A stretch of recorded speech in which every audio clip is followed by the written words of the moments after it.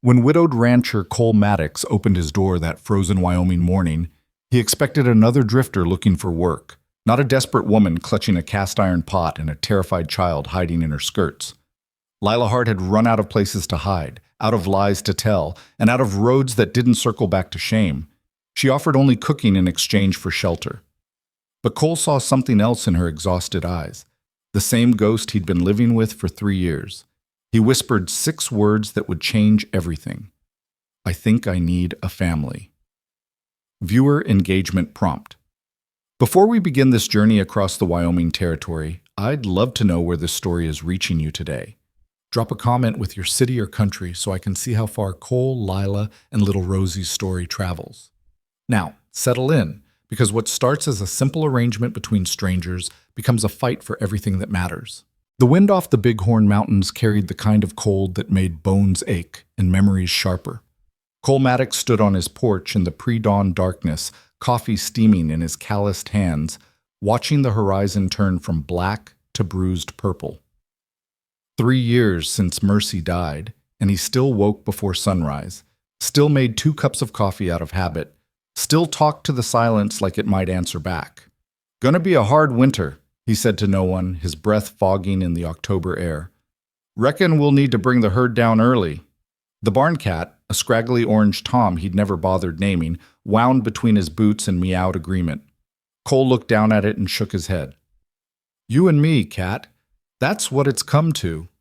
The Maddox Ranch sprawled across 2,000 acres of Wyoming Territory grassland, with the mountains standing guard to the west and endless prairie rolling east toward towns Cole rarely visited anymore.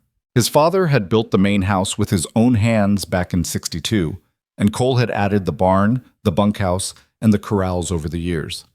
It was a good spread, profitable enough to keep 4 ranch hands employed year-round, isolated enough that a man could go days without seeing another soul, which was exactly how Cole preferred it these days. He drained his first cup and poured the second one onto the dirt. Mercy would have scolded him for wasting good coffee, but Mercy wasn't here to scold anyone anymore, just her name carved on a simple wooden cross up on the hill behind the house, next to the oak tree where they'd planned to build a swing for children they never got around to having. Boss! The shout came from the bunkhouse. Young Tommy Breslin, barely 20 and eager as a puppy, came jogging across the yard with his coat half-buttoned. Got a rider coming up the south road, moving slow. Cole squinted toward the trail that wound through the sagebrush toward the main house. Sure enough, a single figure on foot, not horseback. Walking with the determined pace of someone who'd been traveling a long time. As the light improved, he could make out more details. A woman in a threadbare coat carrying something heavy, with a small shape trailing behind her. Not a rider, Cole said. Walker. Woman and a child. Tommy's eyebrows shot up. Out here? Nearest town's 8 miles back. I can see that. Cole set his cup on the porch rail and waited, arms crossed. He'd learned the hard way that desperation brought all kinds of people to a man's door, and not all of them had honest intentions. But something about the woman's posture, shoulders back despite obvious exhaustion, head up despite whatever burden she carried, made him stay on the porch instead of going for the rifle hanging inside the door. The woman and child reached the bottom of the porch steps and stopped. Up close, Cole could see she was younger than he'd first thought, maybe late 20s, with dark hair escaping from a bun and eyes the color of creek water in summer. Pretty, though worn thin by hardship. The little girl beside her couldn't have been more than 5, with the same dark hair and a face smudged with dirt and dried tears. The woman held a cast iron pot in both hands like an offering, and a worn cookbook was tucked under one arm. Mr. Maddox? Her voice was steady, but Cole heard the fear underneath it. My name is Lila Hart. This is my daughter Rosie. We walked from Cheyenne Wells. Cole did the math in his head. Cheyenne Wells was 2 days' hard ride. On foot with a child. That's near 40 miles. 43, Lila corrected. She shifted the heavy pot in her aching arms. I'm told you run a large operation here. I'm a good cook, Mr. Maddox, better than good. I can prepare meals for a dozen men without breaking a sweat. I know how to stretch provisions through lean times, and I can manage a kitchen, preserve food for winter, and bake bread that won't break teeth. She paused, swallowing hard. I'm asking for work, sir. Just work. A place to cook, and a corner somewhere for Rosie and me to sleep. I won't be trouble. The child, Rosie, peeked out from behind her mother's skirts, and Cole saw it then. The same thing he'd seen in his own reflection every morning for 3 years. That hollow, haunted look of someone who'd lost the world they knew and didn't quite trust the ground beneath their feet anymore. Tommy shifted uncomfortably beside him. Boss, we got Henderson doing camp cooking. Henderson burns water, Cole interrupted, not taking his eyes off the woman. And his biscuits could stop a bullet. He'd been meaning to replace the old ranch hand's cooking duties for months, but had never gotten around to it. Too much effort to care about food when eating felt like just another chore to get through. Lila's chin lifted slightly. I have references, Mr. Maddox. Mrs. Sarah Colbert of the Cheyenne Wells Hotel can speak to my, you ran from something. Cole said it as a statement, not a question. Or someone. Nobody walks 40 miles with a child in October unless they're running. The color drained from Lila's face, and for a moment Cole thought she might bolt, but instead she held his gaze and told the truth. Yes, sir. We're running, but not from the law and not from debts, just from circumstances that became impossible. Her hands tightened on the pot. I understand if that's not the kind of person you want on your property, but I promise you this. I will work harder than any hand you've got. I'll never steal from you, and I'll never bring my trouble to your door. All I'm asking for is a chance to keep my daughter safe and fed. Cole studied her for a long moment. He'd gotten good at reading people in the 3 years since Mercy died, good at spotting the grifters and the desperate, the dangerous, and the merely unlucky. Lila Hart was running, that much was clear, but she wasn't running from the law. She was running from shame, from gossip, from the kind of small-town cruelty that chewed up women who didn't fit into neat little boxes. He'd seen that same look on Mercy's face once, years ago, when the town ladies had whispered about a rancher's son marrying a half-Shoshone woman. Mercy had held her head high then, just like Lila was doing now. Tommy, Cole said quietly, not looking away from Lila. Go tell Henderson his cooking duties are done. He can work the north fence line with the others starting tomorrow. Tommy blinked. You mean, I mean we've got a new cook. Cole finally looked down at Rosie, who stared up at him with eyes too old for such a young face. You like horses, little miss? Rosie nodded slowly, still half hidden behind her mother. Got a mare in the barn named Mercy, Cole continued, his voice gentler than it had been in years. She's old and patient, and she likes visitors. Maybe after your mama gets settled, you could come meet her. A tiny smile flickered across Rosie's face, gone as quick as it came, but Cole saw it. And something in his chest, something that had been frozen solid for 3 years, cracked just a little. Lila's eyes filled with tears she refused to let fall. Thank you, Mr. Maddox. You won't regret this. Maybe not, Cole said. He stepped aside and gestured toward the door. Kitchen's through there. Bunkhouse is for the hands, but there's a small room off the back of the house that used to be storage. It's got a bed and a window. Not much, but it's warm and private. It had been the nursery, actually. The room Mercy had painted yellow with such hope. The room Cole had shut up tight 3 years ago and never opened again. But he didn't say that. Lila climbed the porch steps. Rosie pressed against her side and paused at the threshold. Mr. Maddox? I don't know why you're being kind to us, but I want you to know I see it. And I'm grateful. Cole looked at her, this exhausted, frightened woman who'd walked 43 miles to escape whatever hell she'd left behind, who held her daughter with one arm and a cast-iron pot with the other like both were equally precious. And for the first time since Mercy died, he felt something other than emptiness. I think I need a family, he said quietly, the words surprising him even as he spoke them. Or maybe I just need to remember what a house is supposed to sound like when it's not empty. He gestured them inside and followed, closing the door against the October cold. The house smelled like leather and old grief and 3 years of dust. But as Lila set down her pot and her cookbook on the kitchen table, as Rosie's small shoes whispered across the floor, as the floorboards creaked under the weight of new life, Cole thought maybe, just maybe, that smell might change. By midday, the transformation had begun. Lila worked with the quiet efficiency of someone who'd spent years making miracles out of nothing. She'd surveyed Cole's pathetic excuse for a pantry, flour gone weevily, dried beans hard as stones, coffee grounds so old they'd lost their smell, and had simply nodded once, rolled up her sleeves, and gotten to work. "Mr. Maddox," she'd said, all business now that she had a kitchen under her command, "I'll need a list of your hands' dietary restrictions or allergies, how many men I'm cooking for regularly, what time you take your meals, and access to the smokehouse if you've got one." Cole had stared at her. "Dietary? What?" "Restrictions. Foods that make people sick or that they can't eat for medical reasons. They eat what's in front of them or they don't eat." Cole had never considered that ranch hands might have opinions about food beyond more or less.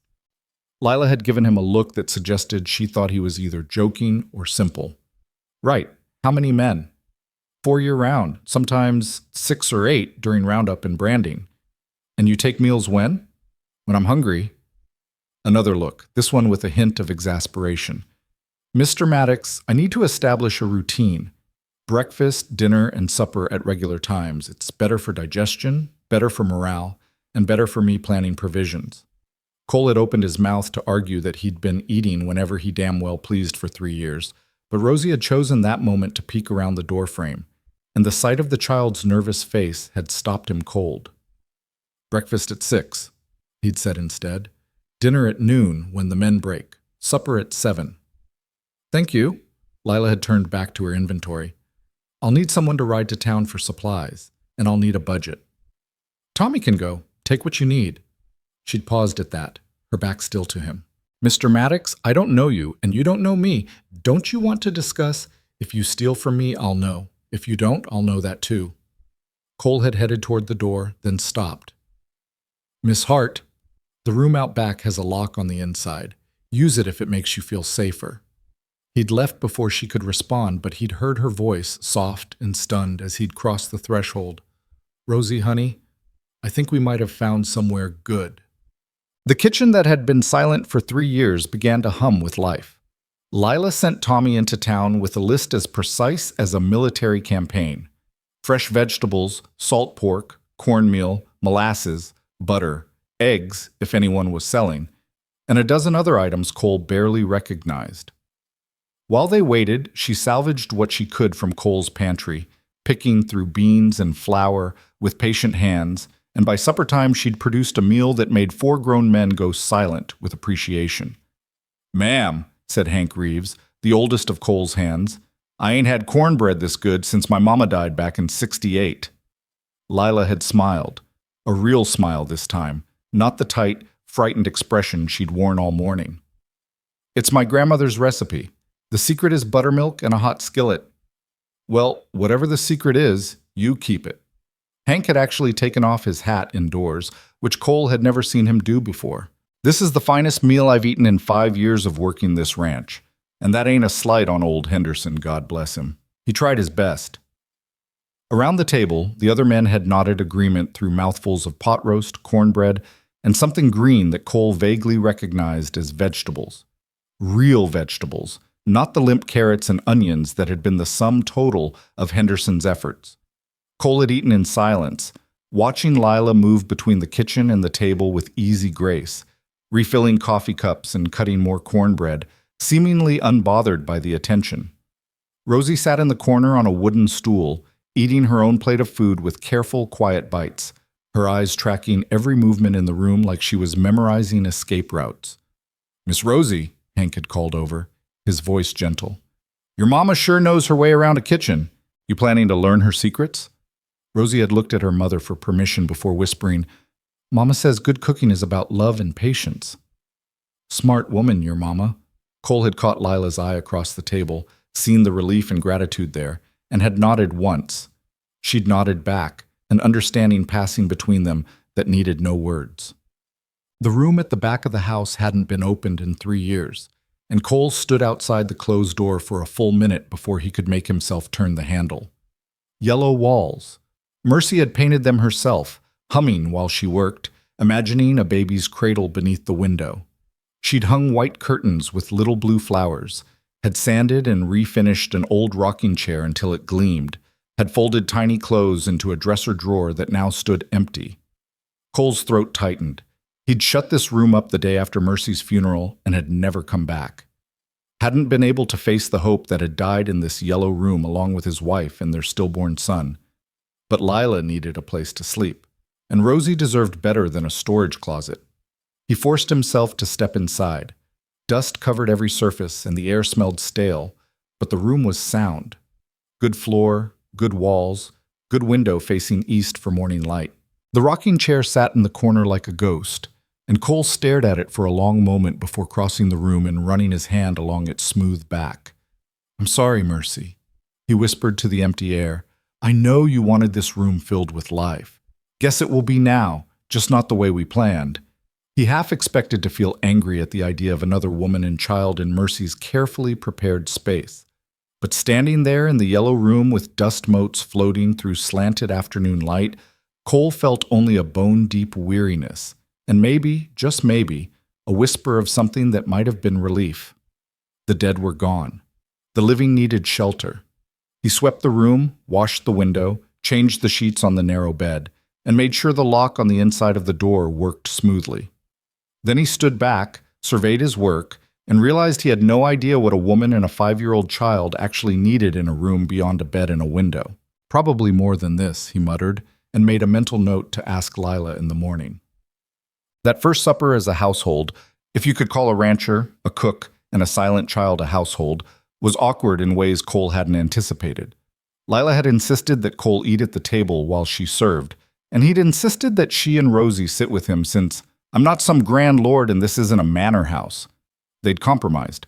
Lila sat but kept jumping up to refill coffee or fetch more bread until Cole had finally growled, "Miss Hart, if you don't sit still and eat your own cooking, I'm going to nail your boots to the floor." She'd laughed at that, a surprised, genuine laugh that made Rosie's eyes go wide with wonder, like she'd forgotten her mother could make that sound. And Cole had felt that crack in his chest widen just a little more. "Tell me about the ranch," Lila said, cutting her pot roast into precise bites. "How long has it been in your family?" "My father started it in '62, right before the war. He died in '70. I've been running it since." Cole heard himself talking and was surprised by it. He hadn't made conversation with anyone beyond work orders in years. "We run cattle mostly, some horses. The land's good here. Water from mountain runoff, grass that stays green longer than the flatlands. And you're—" Lila paused delicately. "The hands mentioned you were married." "I was." Cole's voice flattened. "She died 3 years back. Her and our son." He didn't elaborate, and Lila didn't push. "I'm sorry." Lila's eyes held genuine sympathy. "Loss changes the shape of everything, doesn't it?" Cole looked at her sharply, hearing something in her voice that matched the weight in his own.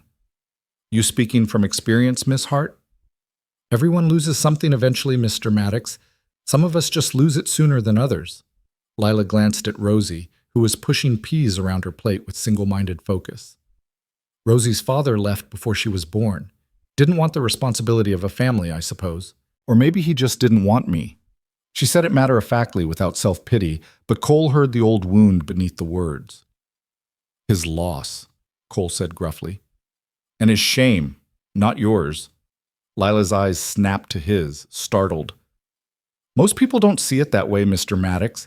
Most people see a woman with a child and no husband and draw their own conclusions." "Most people are fools." Cole set down his fork. "I see a woman who walked 43 miles to keep her daughter safe. That's not shame. That's courage." For a moment, Lila just stared at him, her throat working. Then she looked down at her plate and whispered, "Thank you." Rosie chose that moment to speak up, her small voice cutting through the heavy moment. "Mr. Maddox, can I meet Mercy now? The horse, I mean?" Cole's first instinct was to say no. Mercy the mare was his last connection to Mercy the woman, and he'd never let anyone else ride her or even enter her stall. She was old now, 23, and spent most of her days dozing in the sun. Cole visited her every morning and evening, brushing her coat and talking to her about things he couldn't say to anyone else. But Rosie looked up at him with those ancient eyes in that young face, and Cole found himself nodding. "After supper," he heard himself say. But just for a minute, she's old and doesn't like surprises.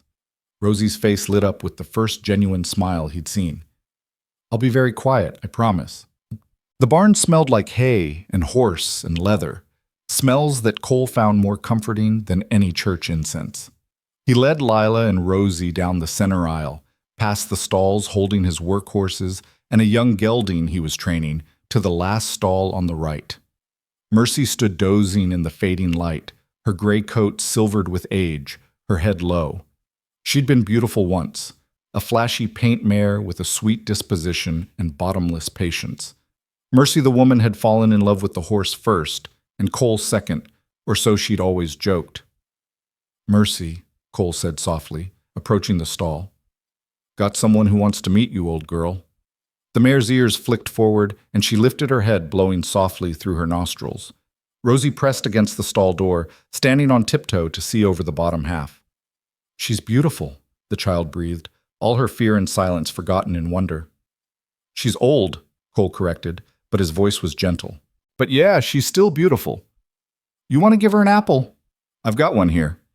He pulled a wrinkled apple from his pocket. He always carried one for Mercy, and cut it into slices with his knife. He handed one to Rosie and showed her how to hold her palm flat. Rosie extended her small hand through the bars, trembling slightly with nervousness and excitement. Mercy regarded the offering for a moment, then delicately lipped the apple slice from Rosie's palm, her whiskers tickling the girl's skin. Rosie's laugh was pure joy. Mama, did you see? She ate it! Lila stood behind her daughter, one hand on Rosie's shoulder, and Cole saw tears in her eyes. I saw, baby. She's a sweet horse. Can I give her another one? Cole handed over another slice, and another, until the apple was gone and Mercy was licking her lips with satisfaction. Rosie stroked the mare's nose with gentle fingers, crooning soft words that Cole couldn't quite make out. She's good with animals, Cole observed, looking at Lila. She's good with everything that needs kindness, Lila replied quietly. She's got a gift for seeing what's hurting and trying to soothe it. She paused. That's why leaving Cheyenne Wells was so hard. She'd made friends there, other children, a stray dog, even the shopkeeper's cat. She doesn't understand why we had to run. Does she know what you're running from? Lila shook her head. I told her we needed a fresh start. That's all she needs to know for now.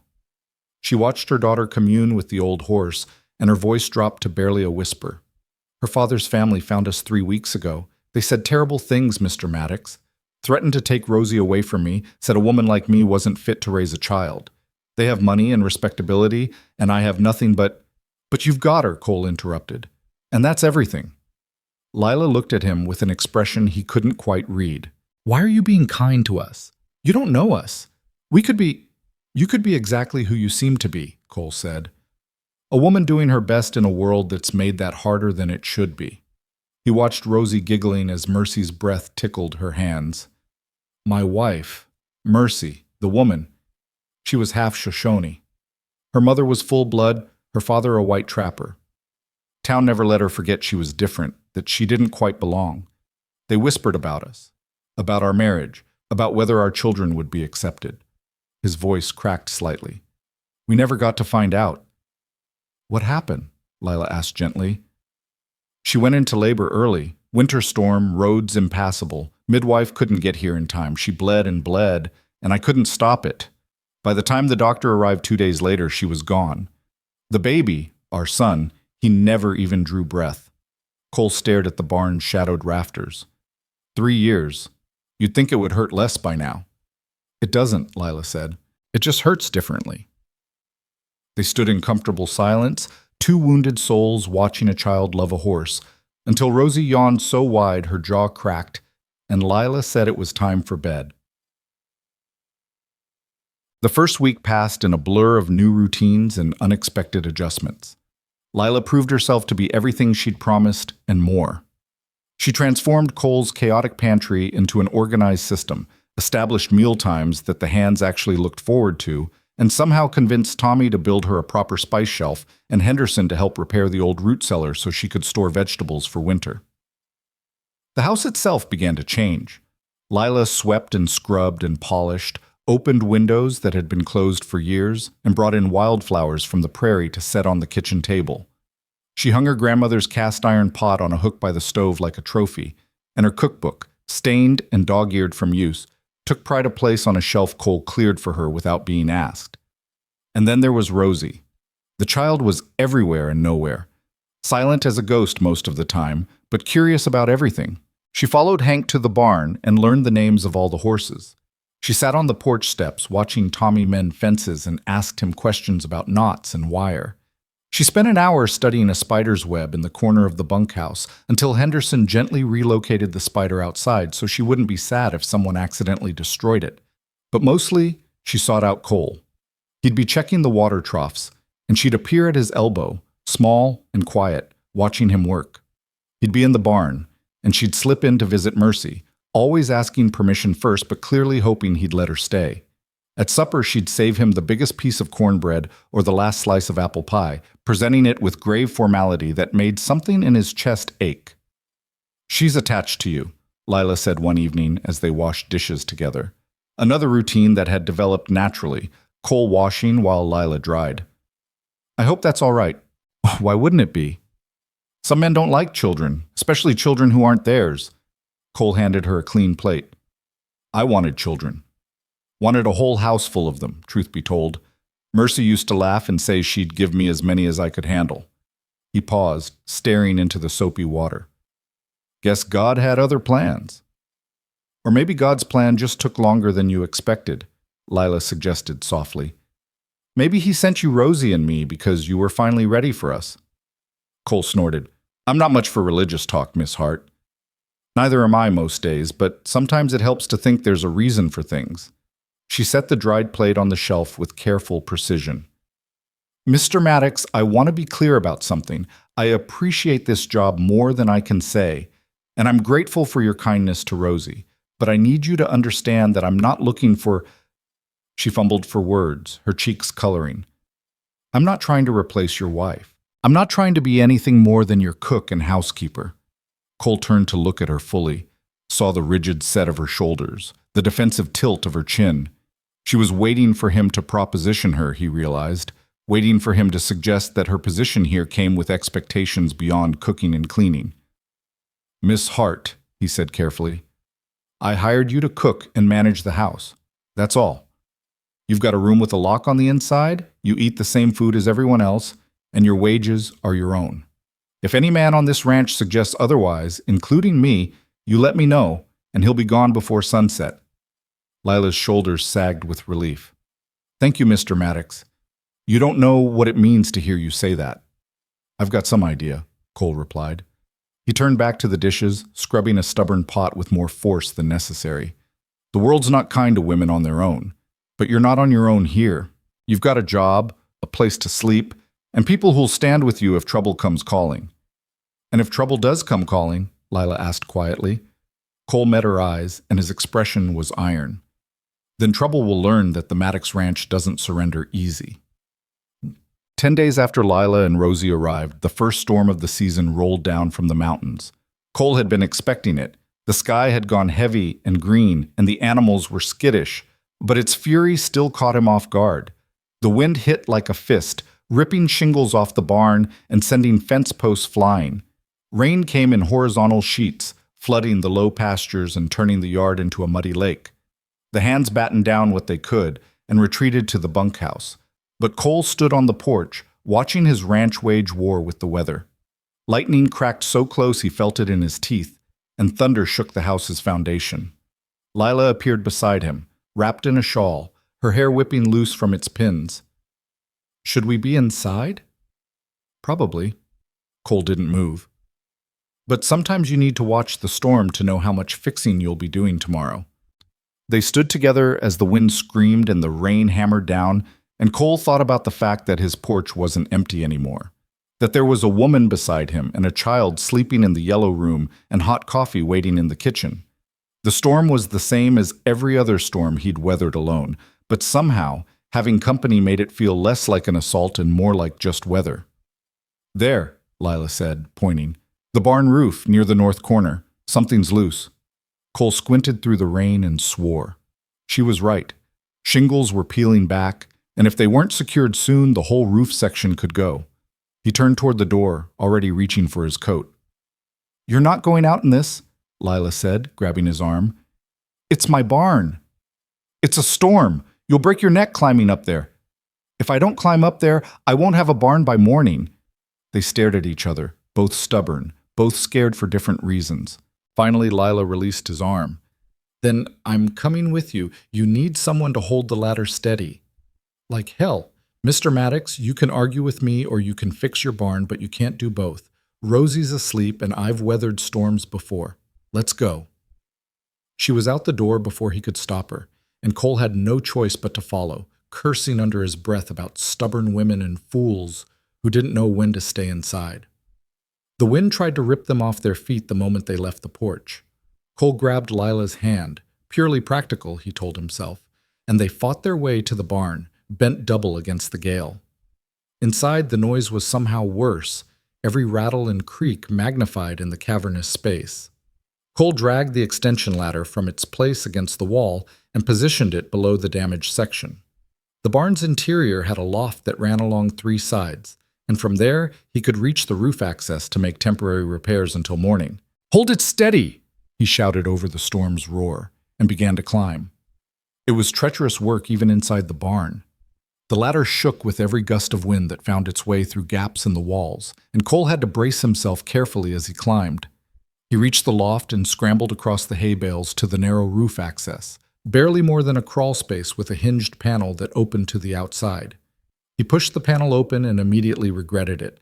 Rain poured in, and the wind howled like something alive. But he could see the damaged section now, could reach it if he was careful.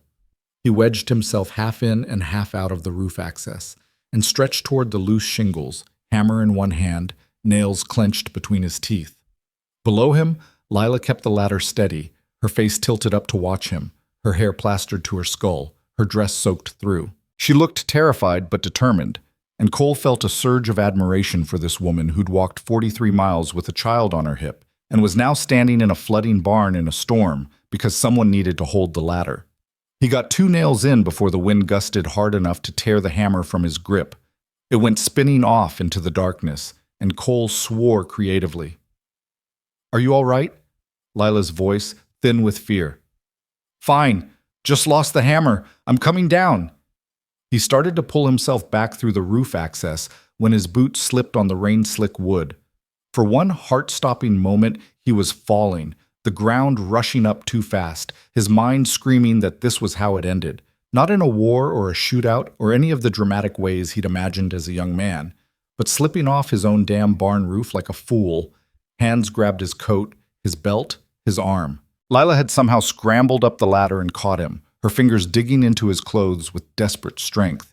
She pulled with everything she had, and Cole's flailing hand found the edge of the roof access and gripped hard. Together, they hauled him back inside. They collapsed on the loft floor in a tangle of limbs and gasping breath, rain still pouring through the open access panel, lightning illuminating the barn in strobing flashes. Cole's heart hammered against his ribs, and he could feel Lila shaking against him. Or maybe he was shaking and she was holding him steady. "I've got you," she was saying, over and over, her face pressed against his shoulder. "I've got you. You're all right. I've got you." Cole's arms came up around her without conscious thought, holding her while she held him, both of them alive and soaked and terrified. He could feel her heart beating fast as a rabbit's, could smell rain and fear, and something underneath that was just her, soap and flour and the faint scent of the wildflowers she'd brought inside. "Thank you," he managed, his voice rough. "I would have fallen. I would have—" "You didn't." Lila pulled back enough to look at him, and even in the dark barn he could see the fierce light in her eyes. "You didn't fall, and you're not going to. Do you understand me? You're not allowed to fall." It was such an absurd thing to say, as if gravity could be argued with.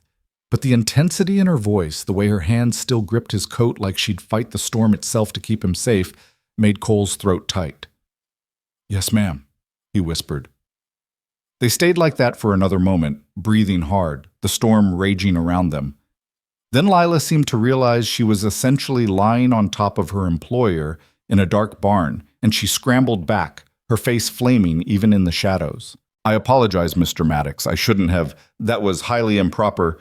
You saved my life, Cole interrupted.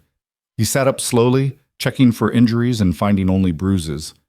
Propriety can go hang itself. Thank you, Miss Hart. She nodded jerkily, still mortified, and they made their way down the ladder in awkward silence. The storm was beginning to ease now, the fury giving way to steady rain, and they walked back to the house without speaking.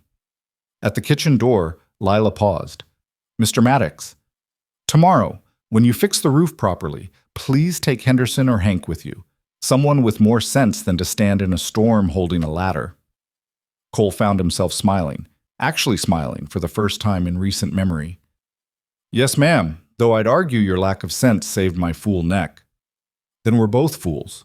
Lila met his eyes, and something passed between them that Cole didn't have words for. Good night, Mr. Maddox. Cole, he said impulsively, if we're going to nearly die together in barns, you might as well call me Cole. Lila's expression softened. Good night, Cole. And for what it's worth, I'm glad you didn't fall.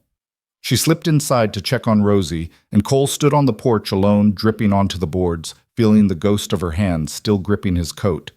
He raised his own hand to his chest, pressed it over his heart, and let himself acknowledge what he'd been denying for 10 days. He didn't want Lila and Rosie to leave, didn't want his house to go quiet again, didn't want his mornings alone with 2 cups of coffee, didn't want to remember what silence tasted like. Mercy, he said to the rain-dark sky. I don't know if this is right or wrong, but they're here, and I think maybe we need each other. I hope that's all right with you. The sky answered with thunder, and Cole chose to believe that was approval. The morning after the storm dawned cold and crystalline, the kind of clarity that only comes after nature has spent itself in fury. Cole woke before sunrise as always, but this time he lingered in bed for an extra moment, listening to sounds he'd forgotten a house could make. The soft pad of feet in the kitchen, the creak of the stove door opening, the whisper of a woman's voice singing something too low to make out the words. He dressed and went to the kitchen to find Lila already working, her hair pinned up in a neat bun, her dress covered by one of Mercy's old aprons that she must have found in the back of the pantry. The sight of it should have hurt, that blue-checked fabric his wife had worn 1,000 times, but instead Cole felt only a strange sense of rightness, as if some torch was being passed that he hadn't known needed carrying. Morning, he said, and Lila turned with a slight jump. You're up early. Coffee's almost ready. She gestured to the pot on the stove. I thought after last night you might need it strong. After last night, I might need it injected directly into my veins. Cole settled into his chair and watched her move around the kitchen with practiced efficiency. How's Rosie? She wake up during the storm? Slept through the whole thing, thank God. She's still asleep now. Lila poured coffee into 2 cups and brought one to him, then hesitated before sitting down across from him with her own. Cole, about what I said last night, about you not being allowed to fall. I shouldn't have spoken to you that way. You're my employer, and I overstepped. You spoke to me like someone who gives a damn whether I live or die, Cole interrupted. That's not overstepping. That's just being human. He wrapped his hands around the hot cup, feeling the warmth seep into his still aching fingers. I've been alone a long time, Miss Hart. So long I'd forgotten what it feels like to have someone worry about me. I'm grateful for it, even if it came with a side of terror in a barn. Lila's smile was tentative but real. Well, if we're being honest, I'd rather not repeat that particular experience. My heart didn't stop racing until well past midnight. Mine neither. Cole took a long drink of coffee, then said carefully, I've been thinking about what you said that first day, about running from your daughter's father's family, about them having money and respectability while you've got nothing. Lila's hands tightened on her cup, her shoulders going rigid. I don't want to burden you with my problems, Cole. You've already done more than... Let me finish. He waited until she nodded, then continued. You're not a burden. But I'm concerned that whoever's looking for you won't stop just because you've put some miles between you and Cheyenne Wells. Men with money and respectability tend to think the world owes them whatever they want, including other people's children. I know. Lila's voice was barely above a whisper. I think about it every day. Wonder if they're still looking, if they'll find us, if I'll wake up one morning to find them at the door with a sheriff and legal papers I can't fight. Her eyes, when they met his, were haunted. I'm terrified, Cole. Every single day I'm terrified. Then we need to be smart about this. Cole leaned forward, his expression intent. First thing, are they likely to track you here? Did anyone in Cheyenne Wells know where you were heading? No, I told everyone we were going to Denver, bought tickets on the stage to keep up the lie, then got off at the first stop and walked here instead. Good, that buys us time. Cole's mind was already working through possibilities. Second thing, do they have any legal claim to Rosie? Real claim, I mean, not just money and intimidation? Lila shook her head. Her father never acknowledged her, never signed any papers, never gave us his name legally. He was just a man I trusted who turned out to be a liar. Her voice hardened with old bitterness. His family only wants her because his wife, his real wife, the one he forgot to mention he had, can't have children. They think they can just take mine to fill the hole in their perfect life. Cole felt anger kindle in his chest, hot and righteous. Over my dead body. That's what I'm afraid of, Lila said softly. Cole, these are powerful people. They have lawyers and judges in their pockets. If they find us, I don't know how to fight them. I'm just a cook with a daughter and no husband. The law isn't kind to women like me. Then we don't fight them with law alone. Cole set down his cup with deliberate care. Miss Hart, Lila, I want you to listen to me very carefully. You and Rosie aren't going anywhere unless you choose to go. This is your home now for as long as you want it to be. And anyone who comes here trying to take that child will have to go through me, through my men, and through every damn person in this valley who knows that family isn't just about blood, it's about who shows up and who stays. Lila's eyes filled with tears that spilled over and tracked down her cheeks. Why? Why would you do this for us? You barely know us. I know enough. Cole reached across the table and took her hand. The first time he'd voluntarily touched another person since Mercy died, and it felt both terrifying and necessary. I know you're a good mother. I know you work harder than any 3 men I've ever hired. I know you held a ladder in a storm because someone needed you to, and you caught me when I fell because that's who you are. That's all I need to know. Cole. Her voice broke on his name. Listen to me. I lost everything 3 years ago. Lost my wife, my son, my future. I've been walking through my days like a ghost, just going through the motions because I didn't know what else to do. He squeezed her hand gently. And then you knocked on my door with a cast iron pot and a scared little girl, and something in this house woke up. Something in me woke up. I'm not saying this right, but what I mean is, you've already given me more than I can repay. Let me give you something back. Let me give you safety. Lila turned her hand over in his, gripping his fingers with surprising strength. You're saying this now, but when trouble comes, and it will come, Cole, I know it will, you might change your mind. You might decide we're not worth the fight. Then you don't know me very well yet. Cole's voice was iron wrapped in velvet. I don't change my mind once it's set, and I don't abandon people who trust me. If trouble comes, we'll face it, together.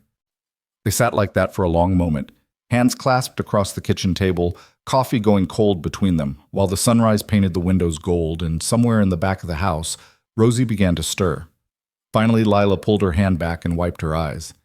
Thank you, Cole. I don't have better words than that, but thank you. You're welcome. Now, let's get some breakfast started before the men mutiny. As Lila stood and moved back to the stove, Cole sat quietly and marveled at how much his life had changed in less than 2 weeks. The yellow room had life in it again. The kitchen smelled like bacon and hope. And for the first time since Mercy died, Cole Maddox felt like he might have a reason to face the future instead of just enduring it. The days that followed settled into a rhythm that felt less like employment and more like family. Lila ran the house with quiet competence, and Rosie began to bloom like a wildflower, finally given room to grow. The child still startled at loud noises and watched doorways like she expected trouble, but she smiled more now, laughed sometimes, even talked during supper instead of just listening with those 2 old eyes. Mr. Cole, she said one evening. She'd started calling him that after he'd given her permission, unable to quite manage just his first name but refusing the formality of Mr. Maddox. Do you think Mercy likes me? Cole looked up from his pot roast. The horse? Yes, sir. Do you think she likes when I visit her? I know she does. She stands at her stall door every afternoon around the time you usually come by. That's horse language for, "Where's my friend?" Rosie's face lit up like a lantern. Really? She really waits for me? Really? Cole found himself smiling at her enthusiasm. In fact, I was thinking maybe you could help me with something tomorrow. Mercy's getting older, and she needs special care. Someone to brush her coat gently, check her hooves, make sure she's comfortable. It's important work. Think you could handle it? Oh, yes, Rosie bounced in her chair. I'll be so careful, Mr. Cole. I promise. Across the table, Lila met his eyes, and the gratitude there was almost painful to see. She mouthed 2 words. Thank you. Cole nodded slightly and returned to his meal, but inside something warm and unfamiliar was spreading through his chest. He'd just given a 5-year-old child responsibility for his most precious possession, the horse that bore his dead wife's name and held his last tangible connection to her. And instead of feeling like betrayal, it felt like continuation. Like Mercy would have wanted this exactly this way. That night, after Rosie was asleep and the dishes were done, Cole found himself standing at the door of the yellow room while Lila tidied up inside. She looked up and smiled. Something you need? I wanted to show you something. If you've got a minute. Intrigued, Lila followed him to the front parlor, a room he never used, filled with furniture draped in dust sheets and memories he'd locked away. Cole lit a lamp and pulled the cover off a small writing desk in the corner. From one of the drawers, he withdrew a bundle of letters tied with faded ribbon. These are from Mercy, he said quietly. She wrote them to me during the war before we were married. And then later, she wrote me letters even when we were living in the same house. Said it helped her organize her thoughts, having pretend conversations on paper. He held the bundle for a moment, then offered it to Lila. There's one I think you should read. It's near the bottom. You'll know it when you see it. Lila took the letters with reverent care. Are you sure? These are private. Read it, Cole said. Please. He left her there with the lamp and the letters and went out to the porch, giving her privacy. The night was cold and clear, stars scattered across the sky like spilled salt, and Cole stood with his hands in his pockets, wondering if he was doing the right thing. 15 minutes later, Lila emerged with the letters clutched to her chest and tears streaming down her face. She crossed to where he stood and held out a single piece of paper. Cole? She whispered. Oh, Cole. He knew which letter she'd found. The last one Mercy had written, penned during her pregnancy when she'd been feeling morbid and strange. He'd found it tucked in her Bible after she died, and had read it only once before hiding it away, unable to bear the weight of her words. My dearest Cole. The letter began in Mercy's careful hand. If you're reading this, then something has gone wrong, and I'm not there to say these things to your face. First, know that I love you more than all the stars in the Wyoming sky.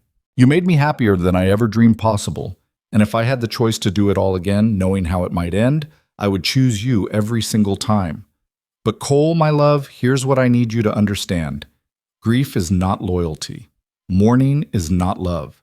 If I'm gone, you are not required to build a monument of loneliness and call it devotion to my memory. I want you to live, Cole. Really live. Open the house to light and laughter. Let people in. Find joy again. And if you find someone else, someone who makes you smile or gives you reason to hope, don't you dare feel guilty.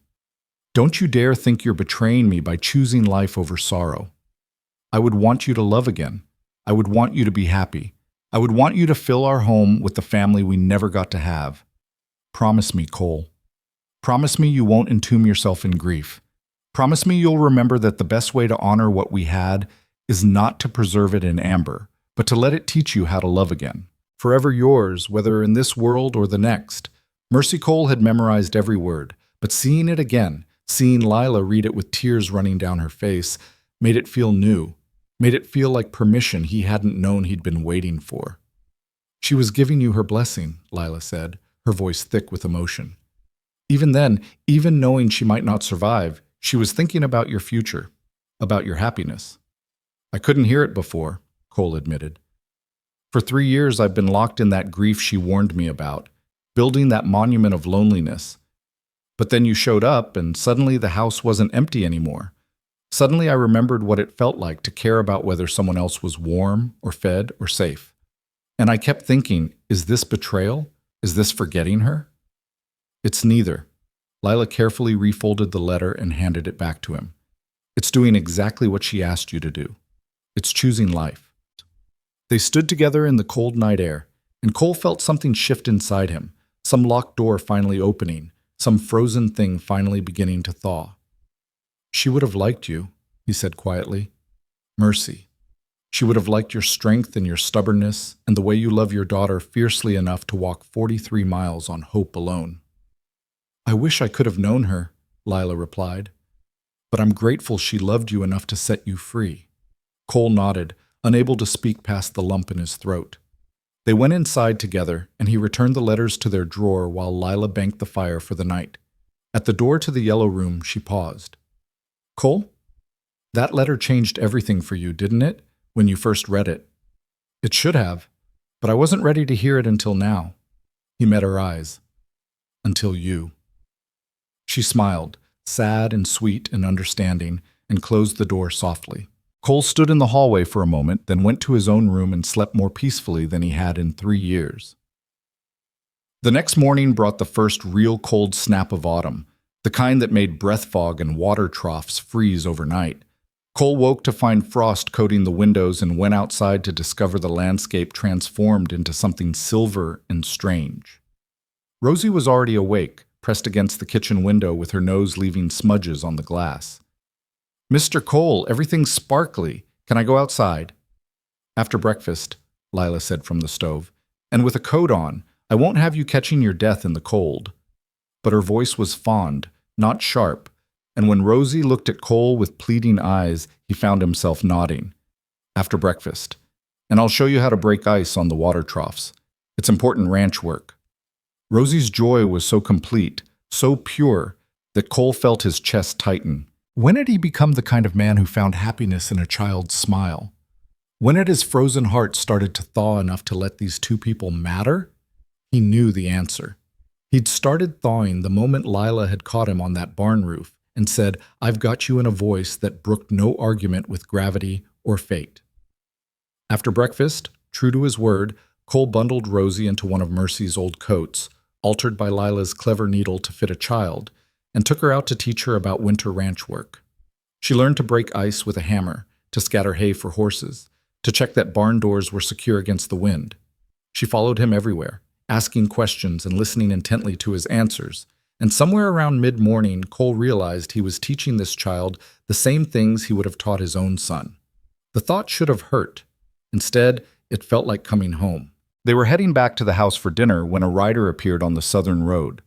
Cole's hand went instinctively to the rifle he'd propped against the porch, but he relaxed when he recognized the horse, a dappled gray gelding that belonged to Doc Harrison from town. Mr. Cole, who's that? Rosie whispered, pressing close to his side. Friend, Cole said quietly, though he wondered why the doctor would ride 8 miles in the cold unless something was wrong. Go inside and tell your mama we've got company. Ask her to set an extra plate for dinner. Rosie scurried inside, and Cole waited on the porch as Doc Harrison dismounted stiffly, his joints clearly objecting to the cold ride. The doctor was in his 60s, with kind eyes and steady hands that had delivered half the babies in the territory and closed the eyes of just as many dying.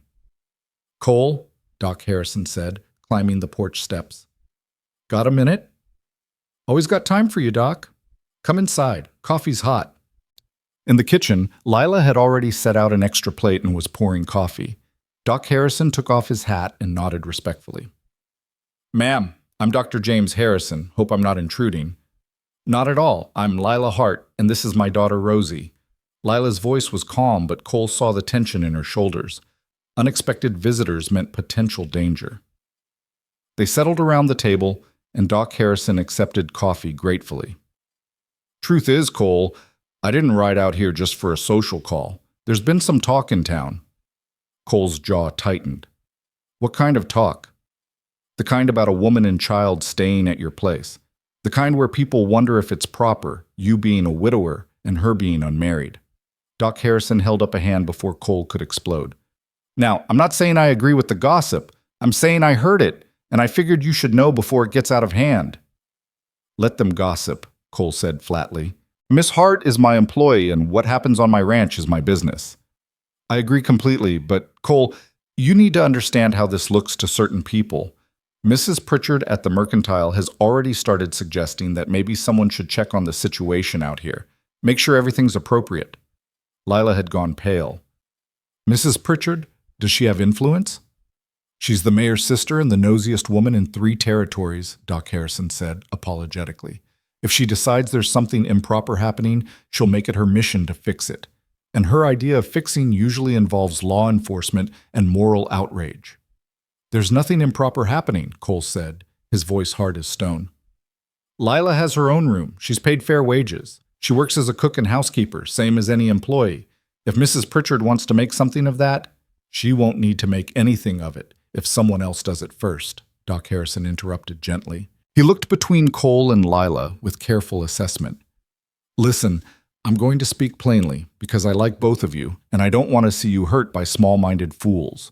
The simplest way to shut down gossip about propriety is to make the situation proper, legal and proper. Lila frowned.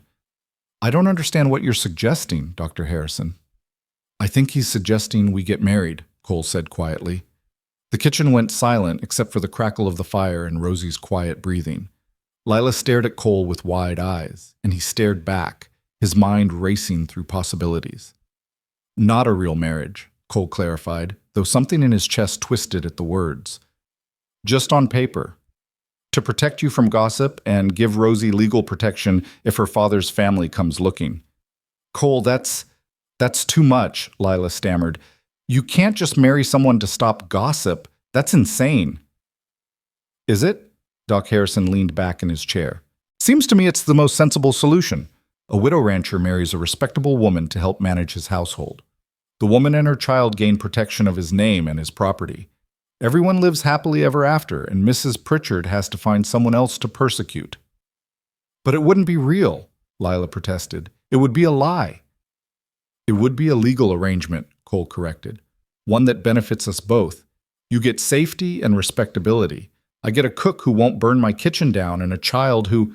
He stopped, looking at Rosie, who was watching him with those grave, ancient eyes. A child who deserves to grow up without fear.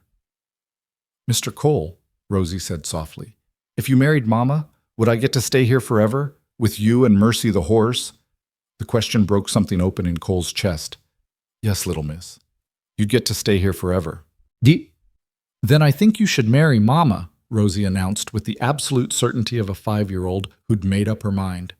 Because I like it here, and I think Mama likes it too, even though she's scared. Lila looked at her daughter, then at Cole, then at Doc Harrison, who was trying very hard not to smile. This is madness. You're all mad. Maybe, Cole agreed. But Doc's right about one thing. Marriage would protect you legally.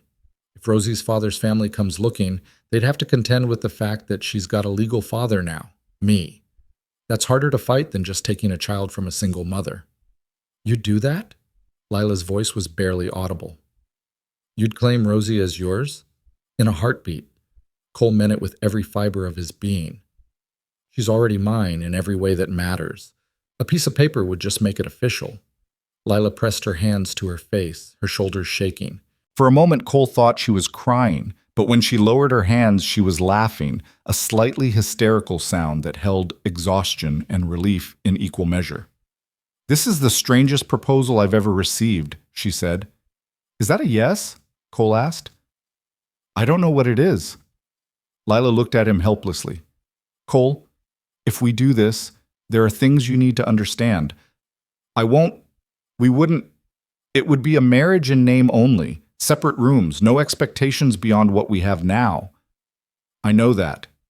Cole kept his voice gentle. I'm not asking for a wife in that sense, Lila. I'm asking if you'll let me protect you and Rosie the best way I know how.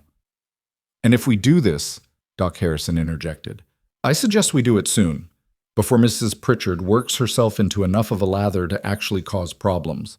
I can file the paperwork in town today if you agree. Lila looked at Rosie, who nodded encouragingly, then back at Cole. If we do this, things change. You understand that? We'd be legally bound. You couldn't just change your mind if— I don't change my mind once it's set, Cole reminded her.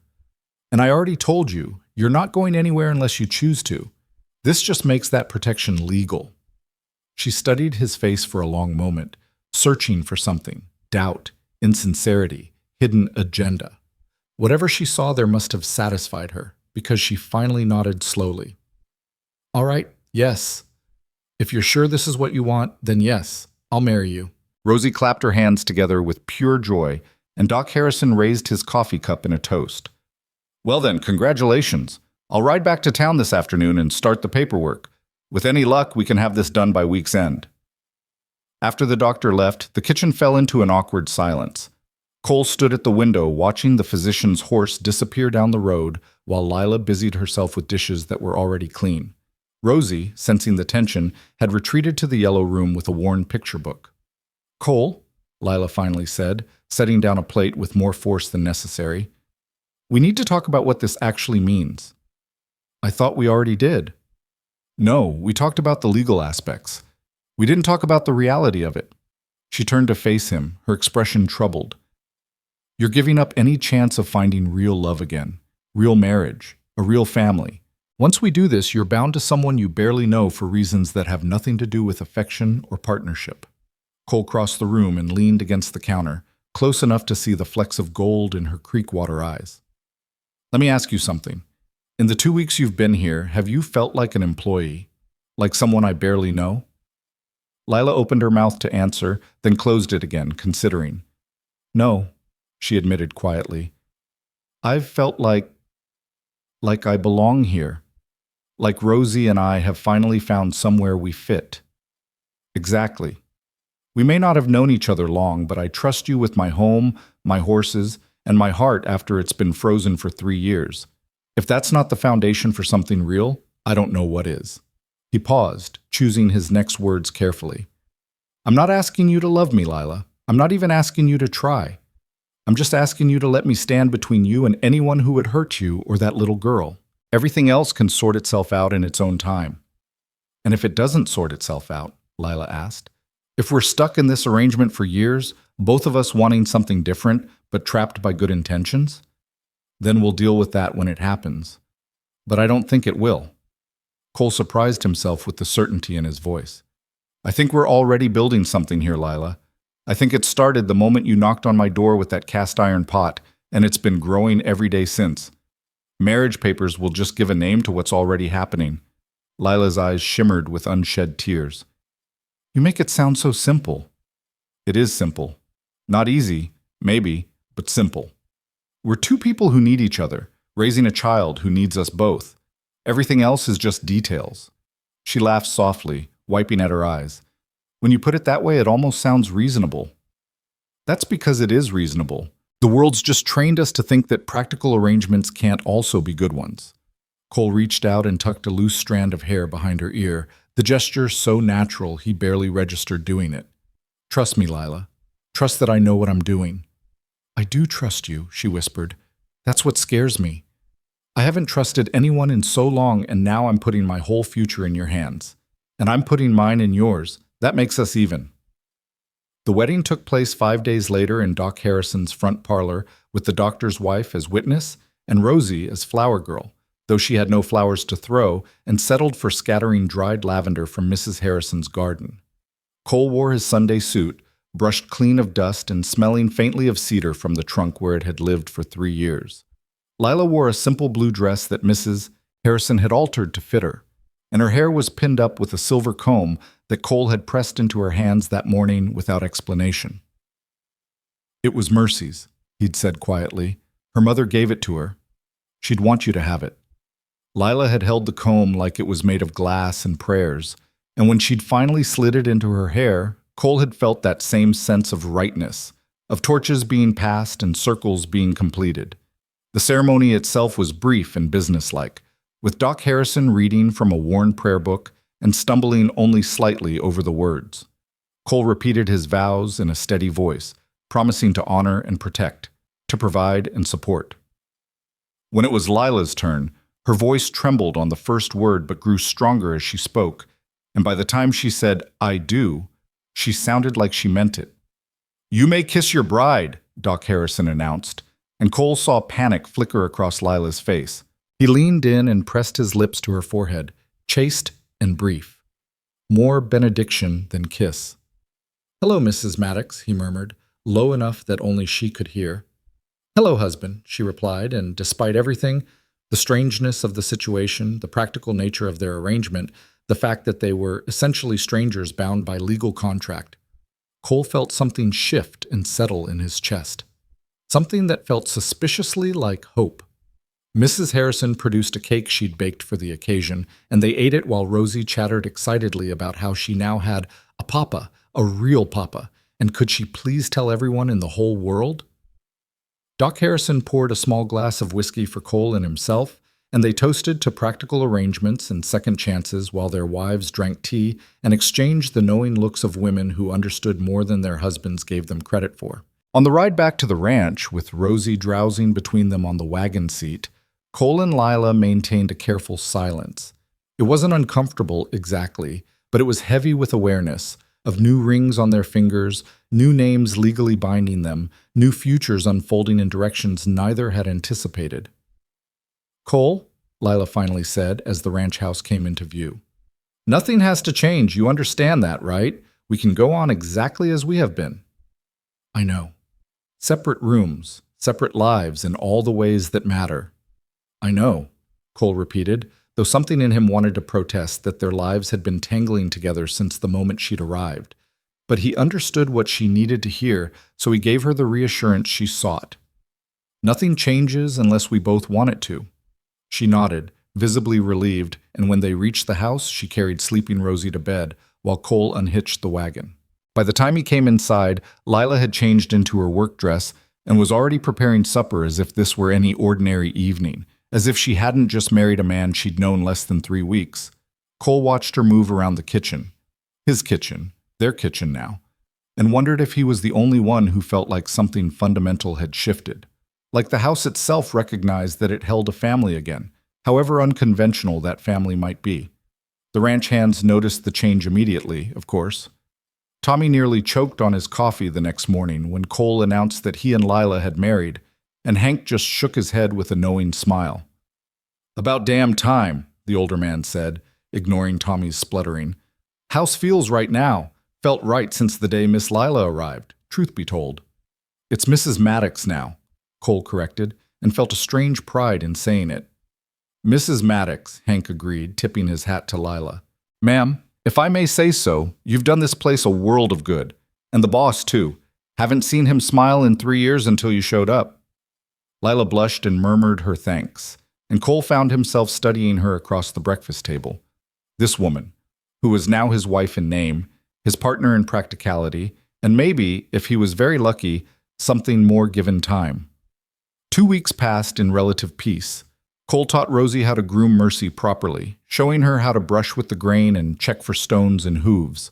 Lila mastered the ranch's rhythms, learning when to pack lunches for the men working distant pastures and when to have hot coffee ready for them coming in from night watch.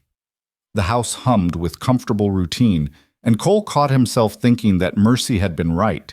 The best way to honor what they'd had was not to preserve it in amber, but to let it teach him how to live again. But peace in the Wyoming territory was always temporary, and trouble had a way of finding those who least expected it. The trouble arrived on a cold November afternoon in the form of a well-dressed stranger riding a horse too fine for rough country. Cole was in the barn working on a broken stall door when Tommy came running. "Boss, there's a man here asking for Mrs. Maddox. Says he's family." Cole's hands stilled on the hammer. "What kind of family?" "The kind that looks expensive and sounds dangerous. He's got legal papers with him." Cole set down his tools with deliberate care and walked toward the house, each step measured and controlled even as his pulse quickened. Through the kitchen window he could see the stranger standing on his porch, tall and well-groomed with the kind of confidence that came from never hearing the word no. Lila stood in the doorway with Rosie pressed behind her skirts, and even from a distance Cole could see the fear in her rigid posture. He lengthened his stride. "Miss Hart," the stranger was saying as Cole approached, his voice smooth as oil. "Or should I say Mrs. Maddox now?" "Yes, I heard about your hasty marriage. Quite convenient timing, wouldn't you say? What do you want, Victor? Lila's voice was steady, but Cole heard the tremor underneath. So this was Victor Hale then, the man who claimed kinship to Rosie's absent father, the man Lila had walked 43 miles to escape. I want what's rightfully mine, Victor said pleasantly. The child. Rosemary belongs with her father's family, and I've come to collect her. Rosie's not property to be collected. Cole stepped onto the porch, placing himself deliberately between Victor and his family. And you're on my land uninvited. State your business or leave. Victor's eyes raked over Cole with undisguised contempt. You must be the cowboy who married the whore in a desperate attempt to give her respectability. How noble. Cole's fist connected with Victor's jaw before the man could draw breath for his next word. Victor staggered back, blood blooming from his split lip, shock and rage warring on his face. The next time you speak about my wife, Cole said conversationally, flexing his bruised knuckles, you'll be picking your teeth up off my porch. Now get off my property. How dare you? I have legal papers. Victor fumbled in his coat pocket and produced a sheaf of documents. I'm authorized by the family of Rosemary's father to take custody of the child. I have proof of kinship and a writ from a judge in Cheyenne. Show me. Cole held out his hand, and after a moment's hesitation, Victor handed over the papers. Cole scanned them quickly, his jaw tightening as he read. The documents looked official enough. Testimony claiming Victor was uncle to Rosie's deceased father, allegations that Lila was unfit due to moral character, a judge's signature authorizing custody transfer. These papers aren't worth the ink they're written on, Cole said flatly. Rosie's father never acknowledged her. He has no legal claim, which means his family has none either. That's where you're wrong, Victor smiled, dabbing at his bleeding lip with a handkerchief. My nephew may have been a fool, but his wife, his legal wife, has been unable to bear children. The family wants Rosemary. What better way to honor my nephew's memory than to raise his only child? Honor? Lila's voice cracked like a whip. You want to honor the memory of a man who abandoned his daughter, who lied to me about everything, who left me with nothing but shame and a child to feed? Whatever my nephew's failings, they don't change the fact that Rosemary is his blood. And blood matters, Miss Hart, or Mrs. Maddox, or whatever name you're hiding behind this week. Victor's expression hardened. I know about your past, the quartermaster scandal in Cheyenne Wells, the missing supplies, the questions about your involvement. Cole felt Lila go rigid beside him. I had nothing to do with that. I was a cook at the fort, nothing more. Were you? Because the investigation suggested otherwise, suggested you were rather friendly with the quartermaster in question. Friendly enough that when he disappeared with a month's worth of supplies, people wondered if you'd helped him. Victor's smile was cruel. Of course, nothing was ever proven. But it does raise questions about your character, doesn't it? Questions a judge might find relevant when determining custody. You're lying, Cole said coldly. You're trying to intimidate her with ancient gossip that has no basis in fact. Am I? Then explain why she ran from Cheyenne Wells so suddenly. Explain why she showed up here with nothing but a pot and a child desperate for work. Victor folded his arms. I don't need to prove she's guilty of anything, Mr. Maddox. I just need to raise enough doubt about her character to convince a judge that Rosemary would be better off with respectable family. And I assure you, I can raise considerable doubt. Behind them, Cole heard Rosie whimpering, and the sound ignited something fierce and protective in his chest.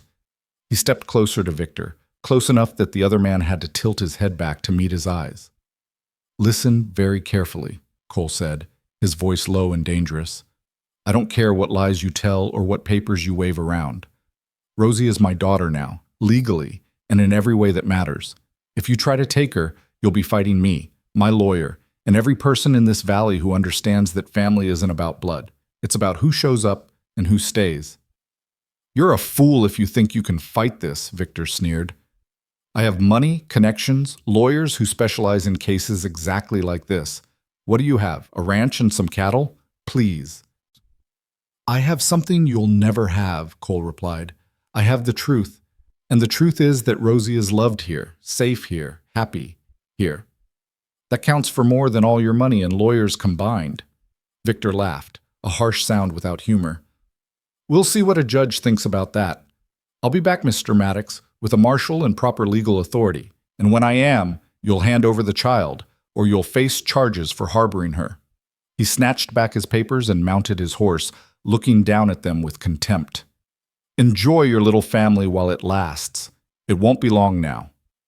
He spurred his horse and rode away, leaving them standing on the porch in frozen silence.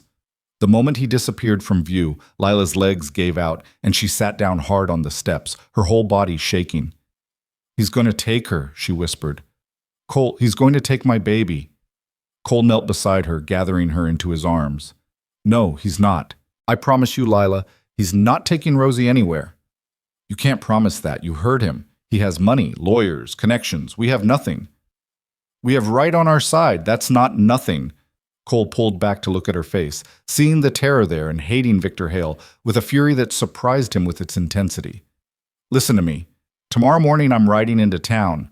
There's a lawyer there, Amos Turner. He's old, but he's sharp as a tack and he hates bullies. If anyone can find a way to fight this, it's him." "Cole, lawyers cost money. I don't care what it costs. I'll sell cattle if I have to, mortgage the ranch. Rosie is not going with that man." Cole cupped her face in his hands, forcing her to meet his eyes. "You are not alone in this fight anymore. Do you understand me? You have a husband now, a family. We face this together." Lila nodded, tears streaming down her face, and Cole held her while she cried, great shaking sobs that seemed to purge 3 years of fear and loneliness. Rosie crept out and wrapped her small arms around them both, and they sat there on the porch steps in the dying light, 3 people bound by choice and circumstance, and something that felt increasingly like love. That night, after Rosie was finally coaxed into sleep despite her fear, Cole and Lila sat at the kitchen table with coffee neither of them drank. The papers Victor had shown them lay spread across the table, and Cole studied them again with growing anger. "Tell me about this quartermaster scandal," he said quietly. "The truth, Lila. All of it." She was silent for so long he thought she might not answer, but finally she spoke. "His name was Peter Connolly. He was the quartermaster at Fort Collins, and I cooked for the officers. He was kind to me when most people weren't, and I thought—" Her voice broke. "I thought he cared about me. Turns out he was married with 2 children back east, but he never mentioned that part." "Rosie's father," Cole said. "Yes, when I told him I was pregnant, he said we'd get married, that he'd take care of us. Then the next week, supply shipments started going missing. Not much at first, but enough that people noticed. Peter disappeared 2 months later with whatever he could carry, and suddenly people remembered that I'd been friendly with him, that I'd had access to the quartermaster's office sometimes." "Did you help him steal those supplies?" "No!" Lila looked at him with fierce intensity. "I swear to you, Cole, I had no idea what he was doing. When the investigation started, they questioned me for hours, went through my belongings, searched the house I rented. They found nothing because there was nothing to find, but the damage was done.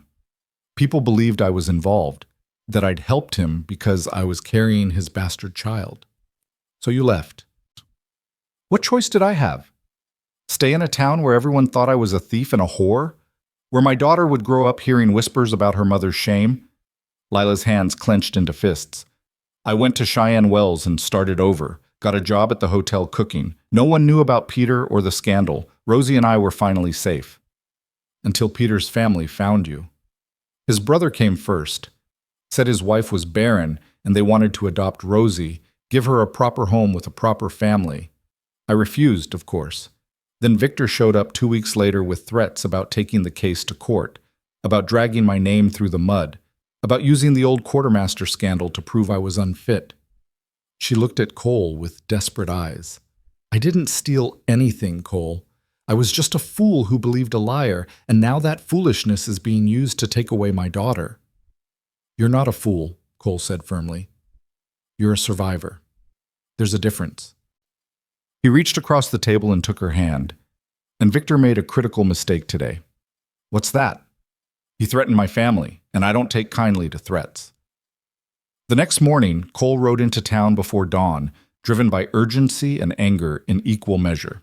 He found Amos Turner in his office above the general store, surrounded by towers of legal books and papers that seemed to defy gravity. The old lawyer looked up from his reading with rheumy eyes that still held sharp intelligence. "Cole Maddox, Heard you got married. Congratulations, though I have to say it was sudden enough to make tongues wag.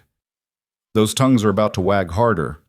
Cole sat down without invitation and laid out the situation. Victor's arrival, his threats, the custody papers, the old scandal from Fort Collins.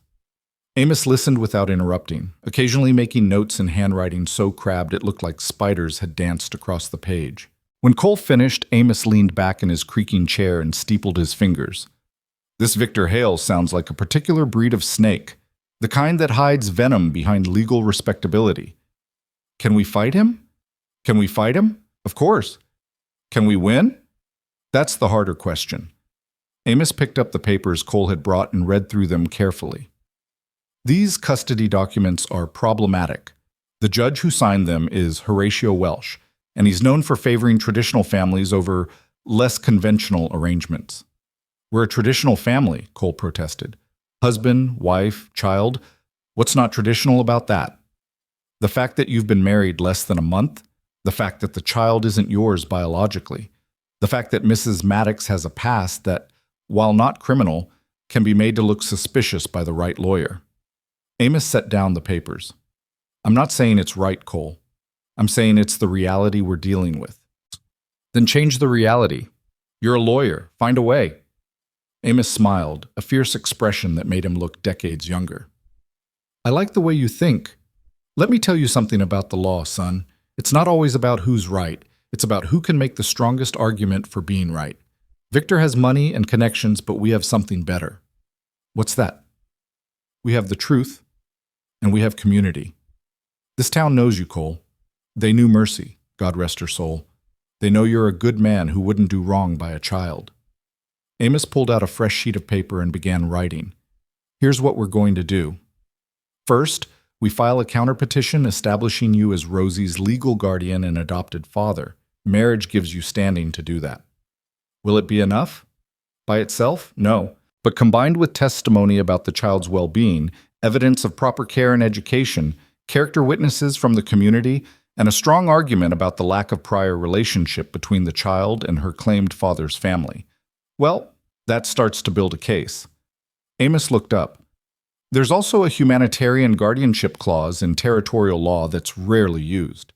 It allows a court to grant custody to a non-relative guardian if removing the child from their current home would cause demonstrable harm. Cole leaned forward. Can we invoke that? We can try. We'd need to show that Rosie is thriving in your care, that she's bonded with you and Mrs. Maddox, that removing her would be traumatic. We'd also need to cast doubt on Victor's motives.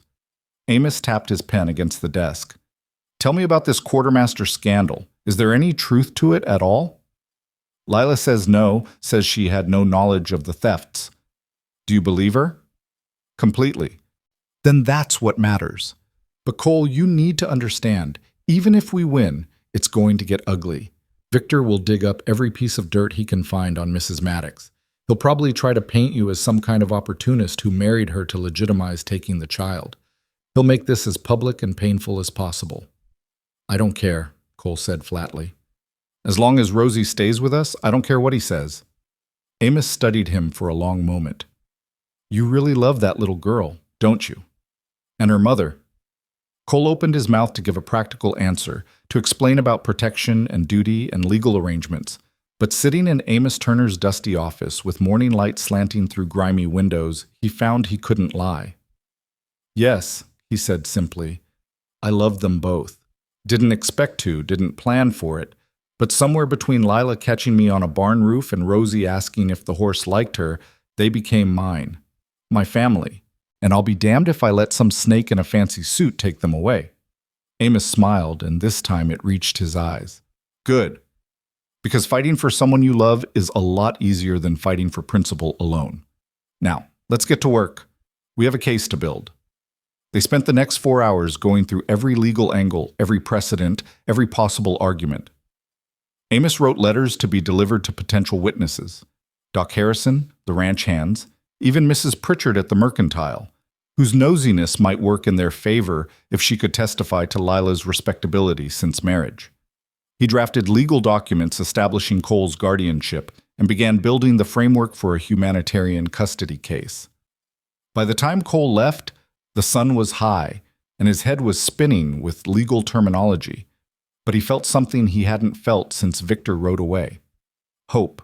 He stopped at the general store on his way out of town and bought a bag of peppermint sticks for Rosie and a bolt of fabric in deep green that would bring out the color in Lila's eyes.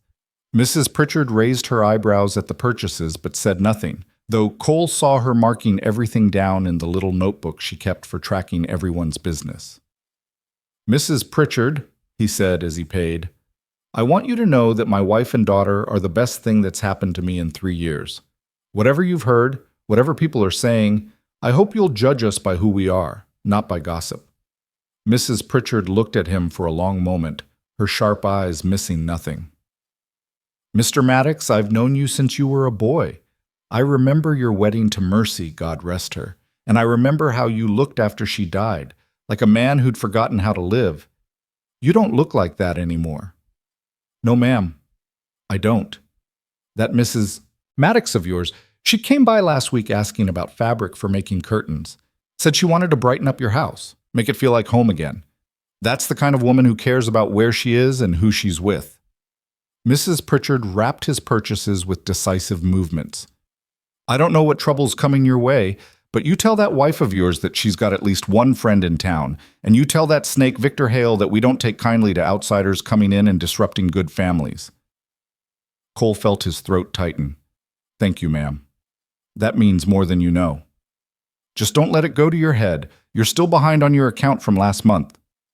He rode home with a lighter heart, though the weight of the coming fight still pressed on his shoulders.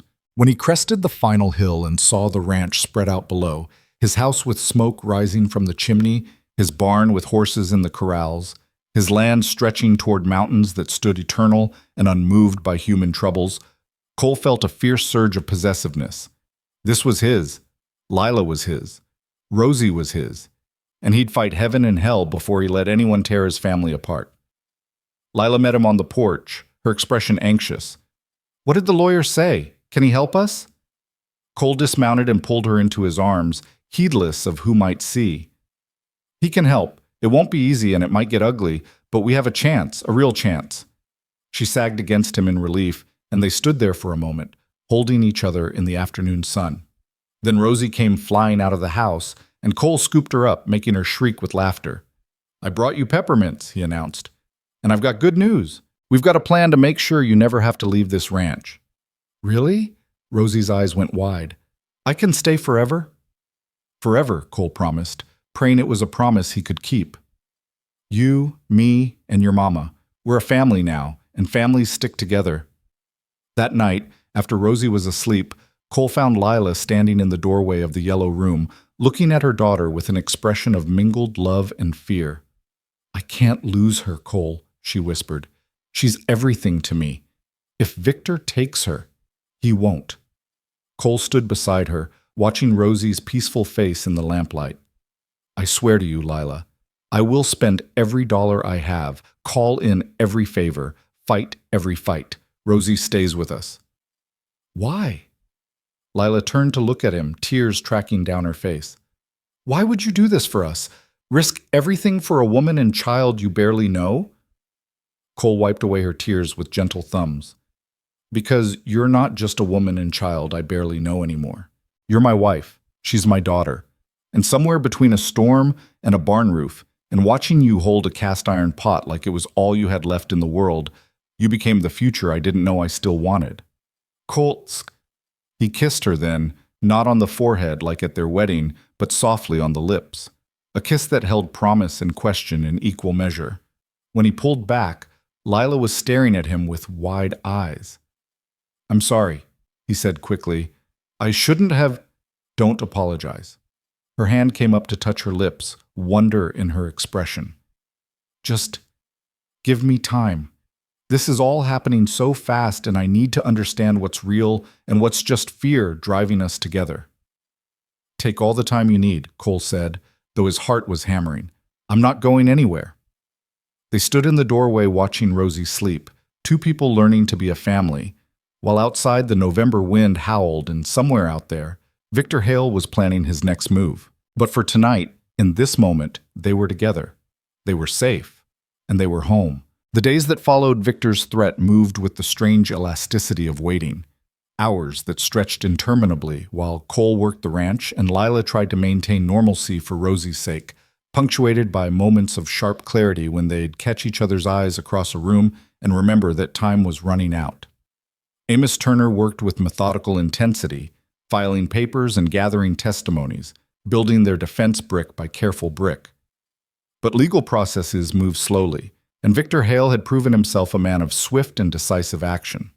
Cole found himself watching the road constantly, expecting to see a marshal's badge glinting in the sun or Victor's expensive horse appearing on the horizon.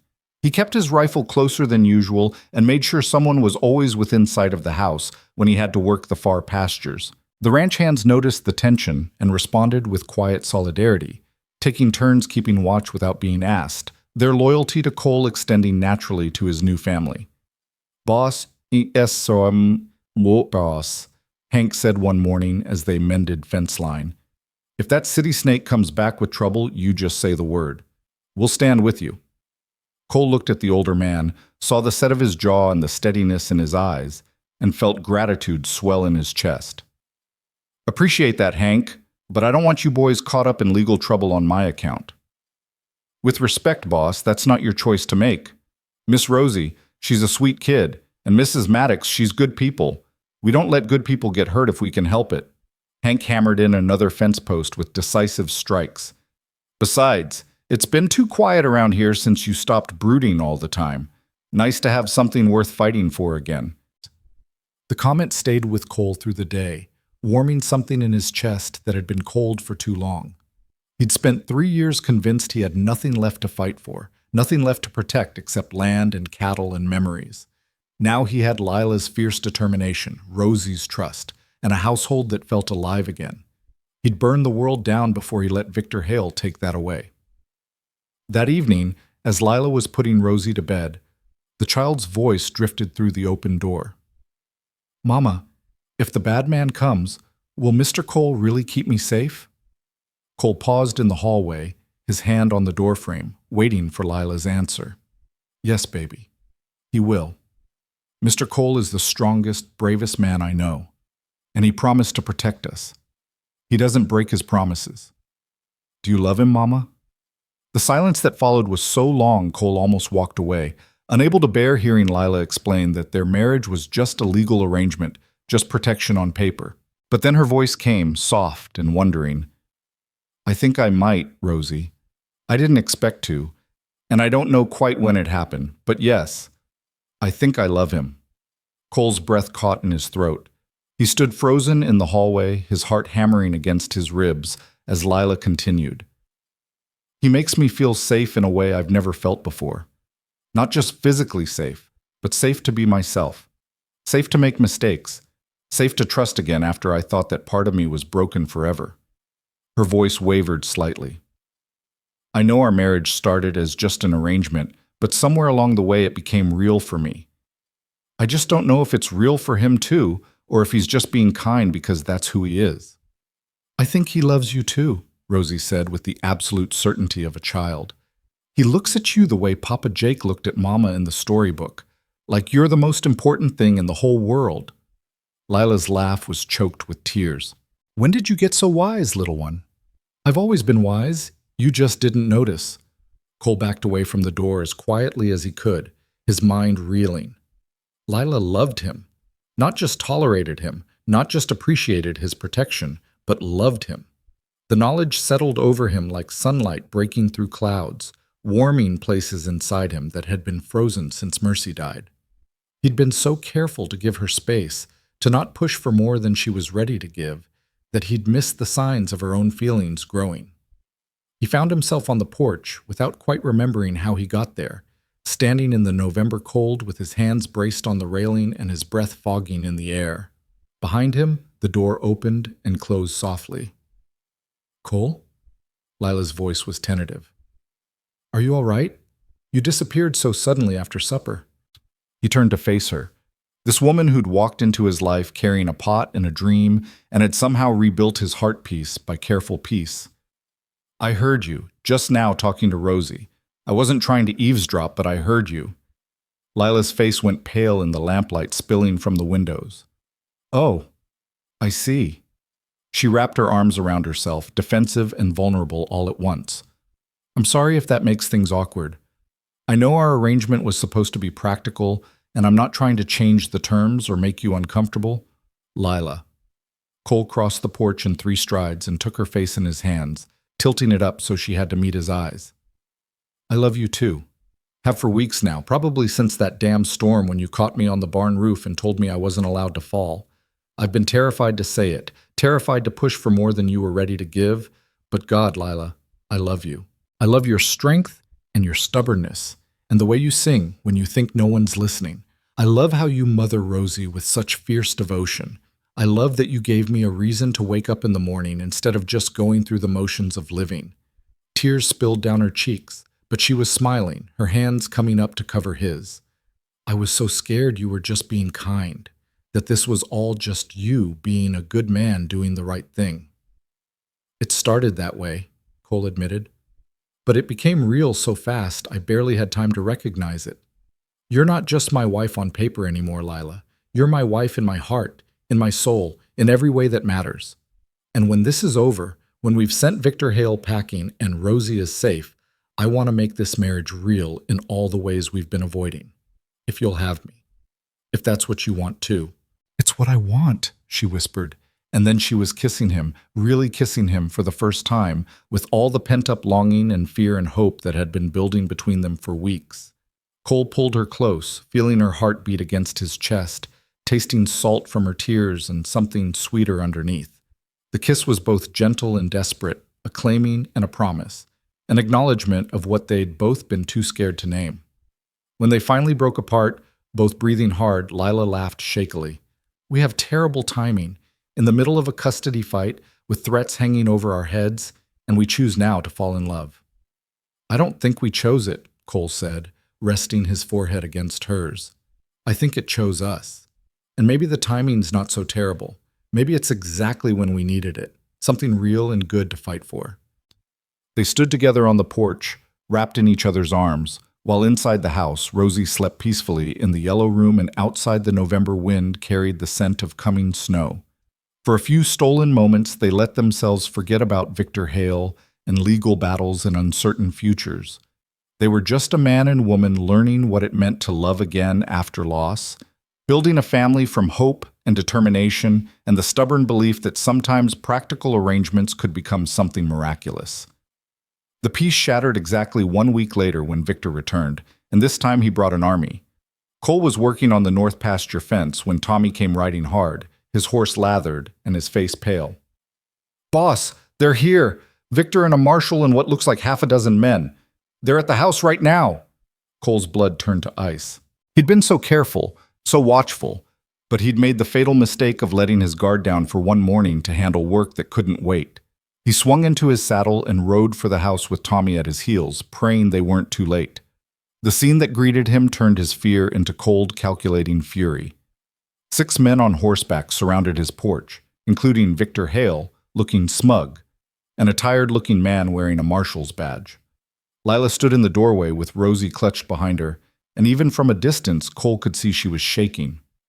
"There he is," Victor announced as Cole dismounted. "The noble rancher who thinks he can hide behind a hastily arranged marriage. Marshal Stevens, as I told you, this man married a woman of questionable character specifically to prevent us from claiming custody of my nephew's child." Marshal Stevens looked profoundly uncomfortable with his role in the proceedings. He was an older man with a weathered face and eyes that had seen too much to be easily fooled. "Mr. Maddox, I presume. I'm Marshal Thomas Stevens out of Cheyenne. I've got court orders here requiring you to surrender custody of the minor child Rosemary Hart to Mr. Victor Hale, acting on behalf of the child's paternal family." "Like hell you do." Cole moved to stand between the marshal and his family. "That child is Rosemary Maddox now, legally adopted by me as her father. She's not going anywhere." "Your adoption papers are fraudulent," Victor interjected smoothly. "Filed after you knew we were coming, clearly designed to circumvent our legitimate claim." "Your claim isn't legitimate," Cole shot back. "Rosie's biological father never acknowledged her, never supported her, never even met her. He was a lying bastard who abandoned Lila when she was pregnant, and his family has no more right to her than I have to the moon. Marshal Stevens held up a hand. Gentlemen, I'm not here to arbitrate who's right or wrong. I've got orders from Judge Welsh to take the child into temporary custody pending a full hearing. That's what I intend to do. Over my dead body. Cole's hand moved toward his hip, and suddenly all 6 of Victor's hired men had their hands on their weapons. The marshal's eyes went hard. Mr. Maddox, don't make this harder than it has to be. I don't want violence, but I will enforce this court order with or without your cooperation. Cole, please. Lila's voice cut through the tension, sharp with fear. Please don't get yourself killed. Not for this. He turned to look at her, saw the terror in her eyes and Rosie's tear-streaked face, and felt his resolve waver. He couldn't protect them if he was dead, but he couldn't let them take Rosie either. The impossible choice tore at him. Marshal Stevens, a new voice called out, and everyone turned to see Amos Turner riding up the path on his old mule, papers fluttering in his hand. I'm glad I caught you before you did something you'd regret. Mr. Turner, the marshal's expression shifted to one of wary respect. I wasn't aware you were involved in this matter. I represent Mr. and Mrs. Maddox in this custody dispute, and before you execute those orders, I think you should see these. Amos dismounted with surprising spryness for a man his age and handed the marshal a sheaf of documents. That's a counter-petition for permanent guardianship filed with the territorial court, signed by Judge Morrison. It supersedes Judge Welsh's temporary custody order. Victor's face went red. That's impossible. Welsh is the senior judge. In Cheyenne, yes. But we're in Morrison's district here, and territorial law gives him jurisdiction over matters affecting residents of his district. Amos smiled pleasantly. I took the liberty of writing to his chambers yesterday and presenting our case. He was quite sympathetic to the argument that removing a child from a stable, loving home to give her to strangers would constitute demonstrable harm. Marshal Stevens read through the papers carefully, his expression growing more relieved by the moment. These look legitimate. Judge Morrison has ordered a full hearing in 2 weeks, with the child to remain in her current home pending the outcome. Mr. Hale, I'm afraid your temporary custody order is stayed until the hearing. This is outrageous, Victor sputtered. You can't just— I can and I did, Amos interrupted. And if you continue harassing my clients, I'll file for a restraining order and have you barred from coming within a mile of this ranch. The law works both ways, Mr. Hale. You're not the only one who knows how to use it. For a moment, Cole thought Victor might explode. The man's face was purple with rage, his hands clenched into fists, and his hired men looked eager for violence. But Marshal Stevens stepped between them, his hand resting meaningfully on his sidearm. That's enough. Mr. Hale, you and your men will leave this property immediately. Any further contact with the Maddox family will go through proper legal channels, or you'll face charges for harassment. The marshal's voice was iron. And gentlemen, put your hands away from those guns before someone does something stupid. Victor's men reluctantly moved their hands away from their weapons, and after a long moment of seething silence, Victor remounted his horse. This isn't over, Maddox. 2 weeks from now, when we're standing in front of Judge Morrison, I'll make sure everyone knows exactly what kind of woman you married and what kind of father you'd make. By the time I'm done, you won't be fit to raise a dog, much less a child.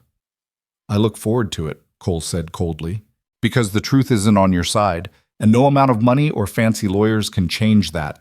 Victor spurred his horse viciously and rode away, his men following. Marshal Stevens tipped his hat to Cole with what might have been sympathy. Mr. Maddox, ma'am, I hope things work out for you at the hearing. For what it's worth, I've seen a lot of custody disputes in my time. And most of them aren't about what's best for the child. They're about pride and control and people treating children like property. He glanced down the road where Victor had disappeared. That man doesn't strike me as someone who cares about a little girl's happiness. But that's for the judge to decide, not me. After the marshal left, the tension that had been holding Cole upright suddenly released, and he had to grab the porch railing to keep from staggering. Lila was at his side immediately, and together they held each other while Rosie wrapped her arms around both their legs. Thank you, Cole said hoarsely to Amos, who was calmly collecting his papers. I don't know how you pulled that off, but thank you.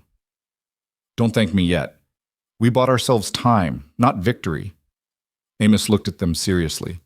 That hearing in 2 weeks is going to determine everything.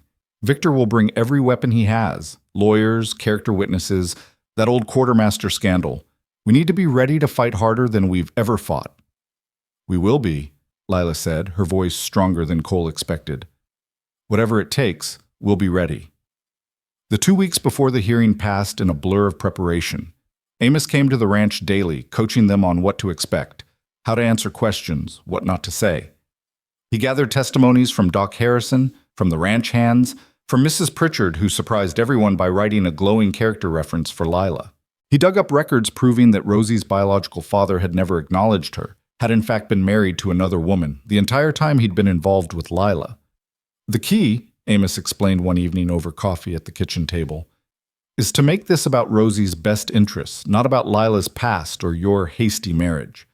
We show that she's thriving here, that she's happy and healthy and loved. We show that Victor's family has no prior relationship with her, that their claim is based purely on blood that was never acknowledged in life, and we invoke the humanitarian guardianship clause, that removing her from you would cause irreparable psychological harm." "Will that be enough?" Lila asked. "It'll have to be. But Lila, you need to be prepared. Victor is going to bring up the quartermaster scandal. He's going to try to paint you as a thief and a woman of loose morals. He'll make it ugly and personal, and you need to keep your composure no matter what he says." Lila's hands trembled around her coffee cup, but her voice was steady. "I can handle it. For Rosie, I can handle anything." Cole reached over and took her hand, lacing their fingers together. "You won't be alone up there. We face this together, remember?" She squeezed his hand and nodded, and Cole felt a surge of fierce pride. His wife, his real wife now in every sense that mattered, was one of the strongest people he'd ever known. She'd survived abandonment, scandal, poverty, and constant fear, yet she'd never let it break her. Whatever Victor threw at them, they'd face it together. The night before the hearing, Cole found Lila standing in Rosie's doorway again, watching their daughter sleep. He came up behind her and wrapped his arms around her waist, pulling her back against his chest. "Whatever happens tomorrow," he murmured into her hair, "I want you to know something. You and Rosie, you're the best thing that ever happened to me. Even if I lose everything else, I'll never regret the day you knocked on my door with that cast iron pot." Lila turned in his arms, her eyes bright with unshed tears. "Cole Maddox, if we lose tomorrow, if they take her, they won't. But if they do, I need you to know that these past weeks with you have been the happiest of my life. You gave me hope when I thought I'd lost it forever. You gave me a home when I'd forgotten what that word meant. You gave me love when I'd convinced myself I didn't deserve it." She reached up and cupped his face in her hands. "Thank you for choosing us. Thank you for fighting for us. Thank you for being exactly the man we needed." Cole kissed her then, soft and lingering, pouring 3 years of grief and loneliness and rediscovered joy into that kiss. When they parted, he rested his forehead against hers and made her a promise he intended to keep no matter what it cost him. "I will not let them take our daughter. I don't care if I have to fight the law, the judge, or God himself. Rosie is ours, and she's staying ours. That's not hope, Lila. That's a promise." The morning of the hearing dawned cold and bright, the kind of crystalline winter day that made everything sharp-edged and clear. They dressed carefully, Cole in his suit, Lila in a simple dress that Mrs. Harrison had helped her alter, Rosie in her best clothes with her hair brushed until it shone. They looked like what they were, a family preparing to fight for its survival. The ride to town was silent, each of them lost in their own thoughts. Cole drove the wagon with Lila beside him and Rosie between them, the child's small hand tucked trustingly in his.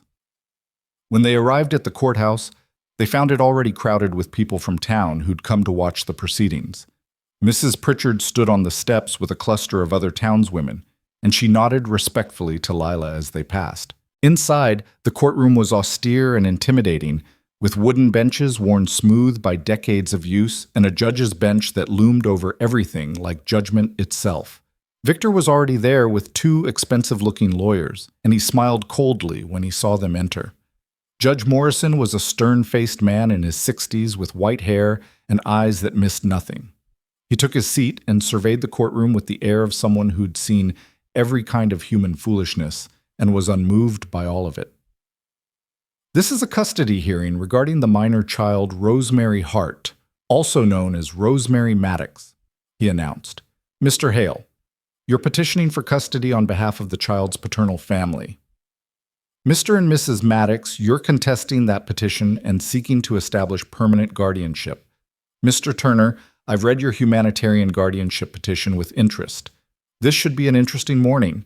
Mr. Hale, you may present your case first. What followed was 3 hours of testimony that ranged from tedious to brutal. Victor's lawyers presented their case with clinical precision, that Rosie was the biological child of Victor's nephew, that the family had a right to raise her, that Lila's checkered past made her an unfit mother.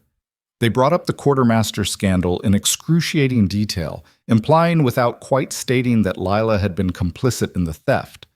They suggested that Cole's marriage to Lila was fraudulent, designed purely to prevent legitimate custody claims.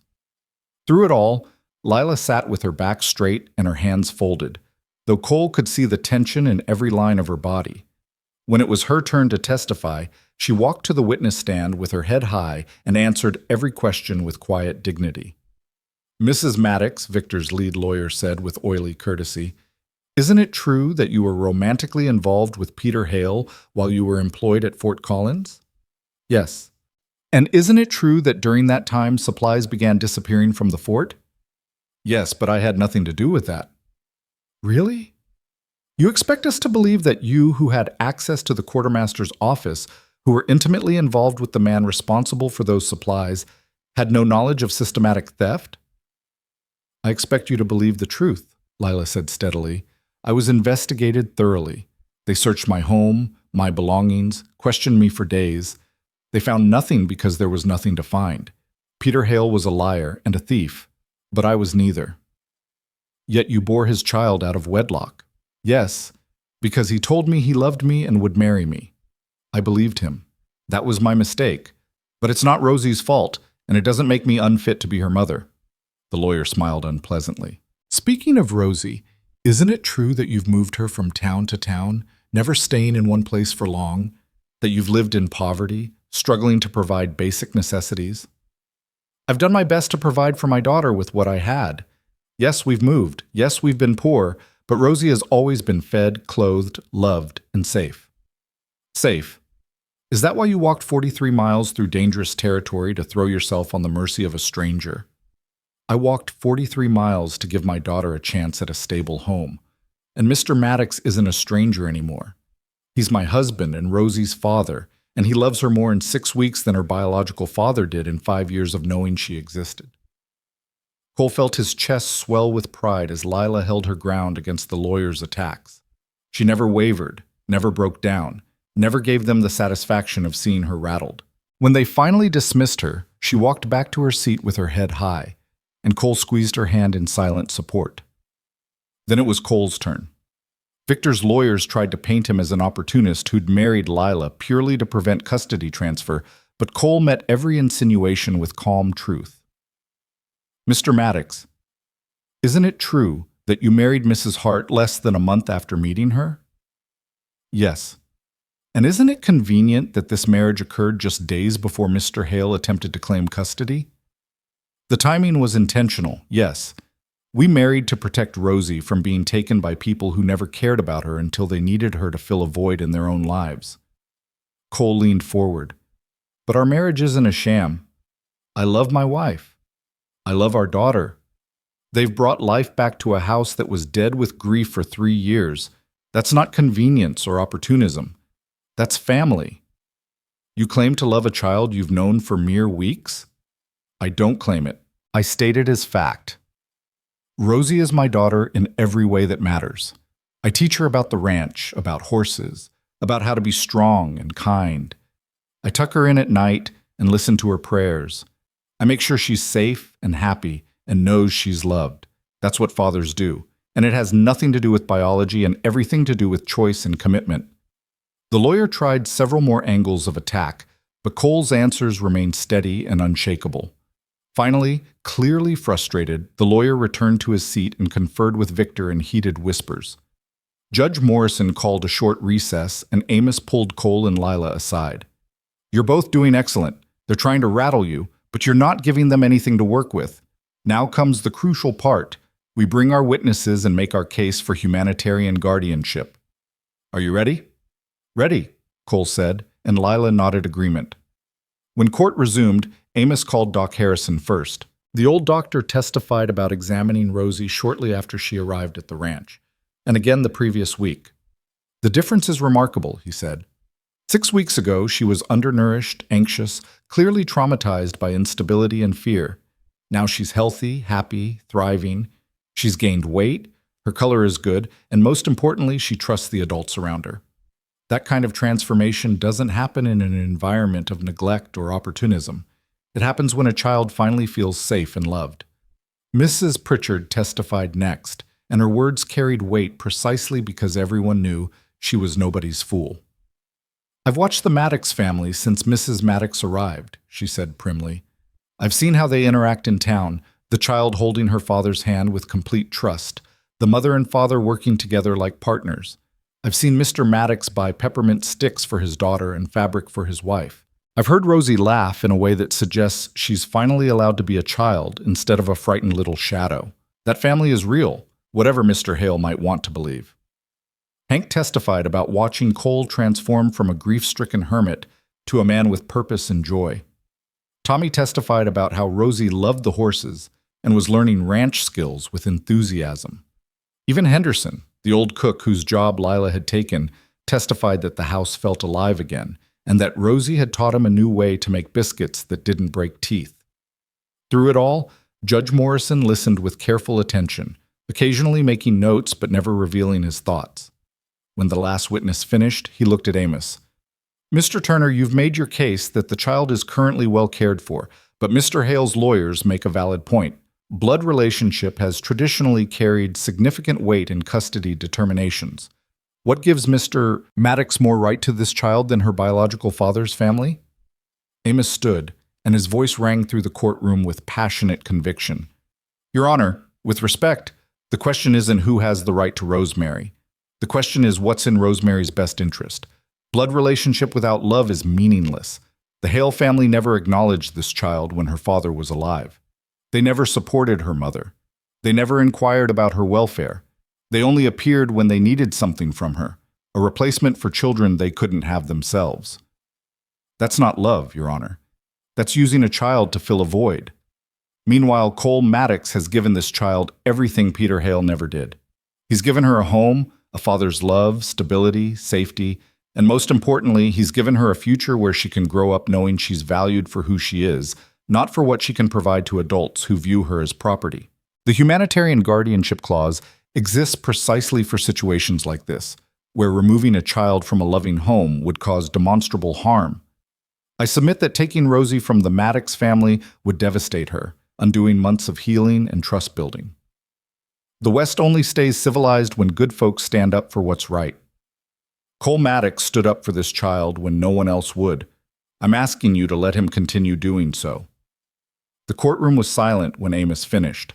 Judge Morrison steepled his fingers and looked at Rosie, who sat between Lila and Cole with her small hand clutched in her father's much larger one. Bring the child forward, the judge said. Cole's heart stopped. They hadn't expected this. Amos had said the judge rarely spoke directly to children in custody cases. Lila's hand tightened on his arm, her face pale, but there was nothing they could do except what was asked. Cole stood and walked Rosie to the front of the courtroom, kneeling beside her. It's all right, little miss, he whispered. The judge just wants to ask you some questions. Tell him the truth, and everything will be fine. Rosie looked up at Judge Morrison with those grave, too old eyes, and for a moment the austere courtroom felt unbearably fragile, as if everything balanced on whatever this 5-year-old child might say. Rosemary, Judge Morrison said gently, do you know why you're here today? Yes, sir. Mr. Victor wants to take me away from Papa Cole and Mama. And how do you feel about that? Rosie's lower lip trembled, but her voice was clear. I don't want to go. I want to stay with my family. Papa Cole teaches me about horses, and Mama makes the best cornbread, and they both tuck me in at night and make me feel safe. I've never felt safe before. Not really, but I do now. What about Mr. Victor? He says he's your uncle, part of your father's family. My father didn't want me, Rosie said with devastating simplicity. He left before I was born. Why would his family want me now when he didn't? The judge's expression softened almost imperceptibly. That's a fair question, child. One more thing. If I said you had to leave Mr. and Mrs. Maddox and go live with Mr. Victor's family, what would you do? Rosie looked back at Cole, then at Lila, then at the judge. I would run away, and I would keep running until I found my way back home, because that's where I belong. Judge Morrison nodded slowly. Thank you, Rosemary. You can go back to your parents now. Cole led Rosie back to their seats, and the child immediately buried her face in Lila's side. Lila held her daughter, her own face wet with tears, while they waited for the judge to render his decision. Judge Morrison shuffled through papers for what felt like an eternity, then finally looked up. I've heard testimony from both sides, reviewed all submitted documents, and spoken with the child at the center of this dispute. This is not an easy decision, as both parties have made compelling arguments. However, the law is clear that in custody matters, the child's best interest must be paramount. Mr. Hale, your family's claim is based on biological connection to a man who never acknowledged this child, never supported her, and frankly, treated both mother and daughter abominably. The fact that your family now wishes to claim her doesn't change the fundamental truth that you have no established relationship with her and no history of caring about her welfare. Victor started to protest, but the judge held up a hand. Mr. and Mrs. Maddox, your marriage may have begun as a practical arrangement, but the evidence suggests it has become something genuine. More importantly, it's clear that Rosemary is thriving in your care in a way she never did before. Doctor. Harrison's testimony about her physical and emotional improvement is compelling. The community support you've demonstrated is significant. And most tellingly, the child herself has made her wishes abundantly clear. Taking her from you would indeed cause demonstrable harm, as defined under the Humanitarian Guardianship Statute. Therefore, I am granting full and permanent guardianship of Rosemary Maddox to Cole and Lila Maddox, with all parental rights and responsibilities. Mr. Hale, your petition is denied. Furthermore, I am issuing a restraining order preventing you or any member of the Hale family from contacting or attempting to contact this child without express written permission from her legal guardians. This matter is closed. The gavel came down with a sound like thunder, and for a moment Cole couldn't quite process what had happened. Then Lila was in his arms, sobbing with relief, and Rosie was between them, and Amos was shaking his hand with a fierce grin, and the courtroom was erupting in applause from the townspeople who'd come to watch. Victor's face was purple with rage. This is an outrage. I'll appeal. I'll take this to... You'll do nothing of the kind, Marshal Stevens said firmly, appearing at Victor's elbow. The judge's ruling is final, and if you harass this family further, you'll be arrested. Now I suggest you leave town before you do something that lands you in my jail. Victor left, his lawyers and hired men trailing behind him, and Cole hardly noticed. He was too busy holding his wife and daughter, too overwhelmed by relief and joy and the stunning realization that it was over. They'd won. Rosie was theirs, legally and permanently, and no one could take her away. Outside the courthouse, neighbors crowded around them with congratulations and well wishes. Mrs. Pritchard pressed a basket of cookies into Lila's hands. Doc Harrison clapped Cole on the shoulder. Hank and the other ranch hands were waiting by the wagon with grins splitting their weathered faces. Told you we'd stand with you, boss, Hank said. Glad it didn't come to that. But we were ready.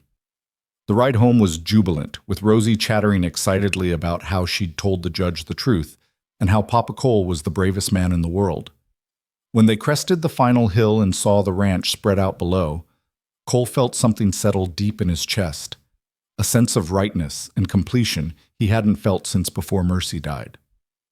We're home, Rosie announced, and the simple words carried more weight than she knew. They were home. They were a family, and they were finally truly safe. That evening, the ranch celebrated in a way it hadn't in years. The hands came up to the main house without being invited, and Lila set out every bit of food she had while Cole opened a bottle of whiskey that had been gathering dust since his wedding to Mercy. They ate and drank and laughed, and Rosie fell asleep on the sofa with a cookie still clutched in her small fist, exhausted by the day's emotions and the simple relief of being safe. Cole carried her to the yellow room and tucked her into bed, smoothing the dark hair back from her forehead with a gentleness that still surprised him. "Sleep well, little miss," he murmured.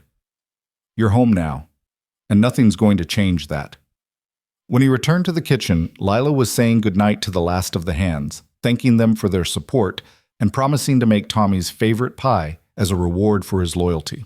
After the door closed behind them, she leaned against it with her eyes closed, looking more peaceful than Cole had ever seen her. "It's really over," she said, wonderingly. "I keep waiting for someone to tell me it's a mistake, that we have to fight another battle. But it's really over." Cole crossed the kitchen and pulled her into his arms, holding her close enough to feel her heartbeat against his chest. "It's over. Rosie is ours. You're safe. We're a family, legal and permanent and real." Lila tilted her head back to look at him, and there were tears in her eyes, but they were good tears this time. "I never thought I could have this. After Peter left, after the scandal, after years of running and hiding and being afraid, I convinced myself that safety and love and family were things that happened to other people, not to someone like me. Someone like you," Cole said, cupping her face in his hands, "deserves all of that and more. You're the strongest person I know, Lila. You walked 43 miles on hope alone. You held a ladder in a storm. You stood up in that courtroom today and told the truth even when they tried to shame you. You're extraordinary, and I'm the luckiest man alive that you knocked on my door that morning." "I'm the lucky one," she whispered. "You gave me everything I'd lost. Hope, home, family, love. You made me believe I deserved good things again." They stood together in the quiet kitchen, wrapped in each other's arms while the fire crackled and the November wind rattled the windows. Outside, the Wyoming territory stretched endless and beautiful under a sky full of stars. But inside, the house was warm and bright and filled with the kind of peace that comes from knowing the fight is over and love has won. "Cole," Lila said after a long moment, her voice tentative, "about our marriage. Now that the custody battle is over, now that we don't need the legal protection anymore, I want you to know that I understand if—" He stopped her words with a kiss, deep and sure and full of promise. When he pulled back, she was breathless and flushed, her eyes wide with surprise and hope. "Don't," he said firmly. "Don't give me an out I don't want. I married you to protect you, yes, but I fell in love with you because of who you are. Because you sing when you cook, and you're fierce when you're protecting what matters, and you laugh at my terrible jokes even when they're not funny. I want this marriage to be real, Lila, in every way, if that's what you want too." "It's what I want," she said, her voice catching. "God, Cole, it's all I want. I just needed to know it wasn't obligation or duty or—" "It's love," he interrupted. "Plain and simple and complicated all at once. I love you, Lila Maddox. I love your strength and your vulnerability. I love how you mother our daughter. I love the way you've made this house feel alive again, and I want to spend the rest of my life showing you how much." She kissed him again, harder this time, with all the pent-up longing and relief and joy of the past weeks pouring out in that single moment of connection. Cole lifted her off her feet and carried her toward their separate rooms, then paused in the hallway, suddenly uncertain. "Your room or mine?" he asked against her lips. Lila laughed, the sound bright and free. "Ours," she said. "From now on, it's ours." The night that followed was tender and passionate and healing, a claiming and a promise wrapped together. They learned each other slowly, with care and wonder, two people who'd thought they'd lost their chance at love, discovering that sometimes second chances came disguised as practical arrangements. By the time the sun rose, they were tangled together in Cole's bed, their bed now, and the yellow room stood empty except for Rosie sleeping peacefully, finally and truly home. The weeks that followed the hearing brought a subtle but profound shift to the ranch. It wasn't that anything changed dramatically. Lila still cooked, Cole still worked the land, Rosie still spent her afternoons with Mercy the mare. But everything felt different, lighter, as if a weight none of them had quite realized they were carrying had finally been lifted. Cole woke each morning to find Lila beside him, her dark hair spread across the pillow and her face soft with sleep, and the sight never failed to fill him with gratitude. They'd moved her belongings into his room one evening while Rosie was at supper, working together to make space for her clothes and books and the little things that made a room feel like it belonged to both of them. The yellow room became Rosie's entirely, and Lila painted stars on the ceiling one afternoon, telling her daughter that she could always look up and remember she was home. Winter settled over the territory in earnest, bringing snow that blanketed the ranch in pristine white and cold that made the fires burn hot and constant. But inside the main house, warmth radiated from more than just the hearth. It came from Rosie's laughter as Cole taught her to play checkers, from Lila humming while she kneaded bread, from quiet evenings with all three of them gathered in the parlor reading or talking or simply being together. "Papa Cole," Rosie said one snowy afternoon as they sat by the fire, "can I ask you something?" "Anything, little miss. Now that the bad man is gone and we're safe, does that mean we get to stay here forever? For real forever, not just until something changes?" Cole set aside the harness he'd been mending and pulled her onto his lap. "For real forever. This is your home, Rosie. Nothing's going to change that." "Promise?" "Promise. You're my daughter now, legal and true. That means you're stuck with me whether you like it or not." Rosie giggled and wrapped her arms around his neck. "I like it. I like it so much." She pulled back to look at him seriously. "Mr. Cole, Papa Cole, can I tell you a secret?" "Of course." "Before we came here, I used to pray every night that Mama would find somewhere safe. I didn't think about a papa or a family or anything like that, just somewhere Mama wouldn't be scared anymore." Her voice dropped to a whisper. "But God gave us more than safe. He gave us happy." Cole felt his throat tighten with emotion. "He did, didn't he? Gave me more than I deserved, truth be told. Mama says you deserved good things too. She says you were sad for a long time after your first wife died, and maybe God knew you needed us as much as we needed you." From the kitchen doorway, Lila's voice was soft. "I did say that, and I meant it." Cole looked up to find his wife watching them with an expression of such profound love and contentment that it took his breath away. She crossed the room and settled beside them, and they sat together as a family, watching the snow fall beyond the windows and the fire dance in the hearth. Three people who'd found each other against all odds and made something beautiful from their brokenness. Christmas came, and with it a celebration unlike any the ranch had seen in years. Lila baked pies and cookies until the kitchen smelled like heaven, and Cole rode into town with Tommy to buy presents, a real doll with a china face for Rosie, fabric and ribbons for Lila, and a new saddle for Mercy because even old horses deserve nice things. The hands contributed what they could, and on Christmas morning the parlor was full of small gifts and laughter and the kind of joy that comes from being exactly where you're meant to be. Rosie sat on the floor in her new dress, made by Lila from the green fabric Cole had bought weeks ago, and played with her doll, giving it elaborate backstories and adventures. Cole and Lila sat on the sofa, his arm around her shoulders, her head resting against his chest, and watched their daughter with shared contentment. "This is what Mercy wanted for me," Cole said quietly. "In that letter she left, she wanted me to have this, a house full of life and love and the sound of a child playing." "Do you think she'd approves?" Lila asked. "Of us, I mean?" "I know she would. She'd probably say it took me long enough to wake up and start living again." He kissed the top of Lila's head. "She had good taste, my Mercy. She'd like you. Your strength, your determination, the way you love fiercely and without reservation. I wish I could have known her. Wish I could thank her for loving you enough to set you free." "You honor her memory every day," Cole said, "by making this house a home again, by loving me, by caring for the mare that bears her name. Mercy would say that's more than enough." They sat in comfortable silence, watching Rosie, listening to the fire crackle and the wind outside, surrounded by the peace of a house that had finally remembered how to be happy. The yellow room held a child instead of grief. The kitchen rang with laughter instead of silence. The bed upstairs was warm with two people instead of one person and a ghost. January brought bitter cold and the kind of snow that made even short trips to the barn an ordeal, but it also brought a surprise that warmed them more than any fire. Doc Harrison rode out one freezing afternoon, his mule struggling through drifts, and Cole met him at the door with concern. "Doc, you shouldn't be riding in this weather. Is someone sick?" "Nobody's sick, but I've got news I thought you'd want to hear." The old doctor stomped snow off his boots and followed Cole inside, where Lila immediately pressed hot coffee into his hands. Victor Hale left the territory. Cole and Lila exchanged glances. Left?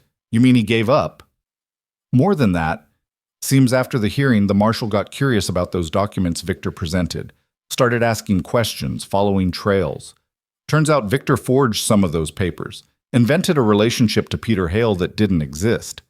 They weren't even related, far as anyone can tell. Victor was Peter's business partner, and when Peter died last year owing him money, Victor decided he'd recoup his losses by claiming the daughter and whatever inheritance the family might have. That bastard, Cole said quietly, aware of Rosie playing nearby but unable to contain his anger. He was going to take our daughter to settle a debt? And would have, if you hadn't fought him. But once the marshals started investigating, Victor apparently decided discretion was the better part of valor and disappeared. Word is he's gone back east, and the Hale family, Peter's real family, doesn't want anything to do with Rosie. They wrote a letter disclaiming any custody interest. Lila's hands were shaking as she set down her coffee cup. So it's really over. Truly over. Truly over, Doc Harrison confirmed. No more threats, no more legal battles. Rosie is yours free and clear, and anyone who says different is a fool. After the doctor left, Cole found Lila standing at the kitchen window, staring out at the snow-covered landscape with tears streaming down her face. He wrapped his arms around her from behind, and she leaned back against his strength.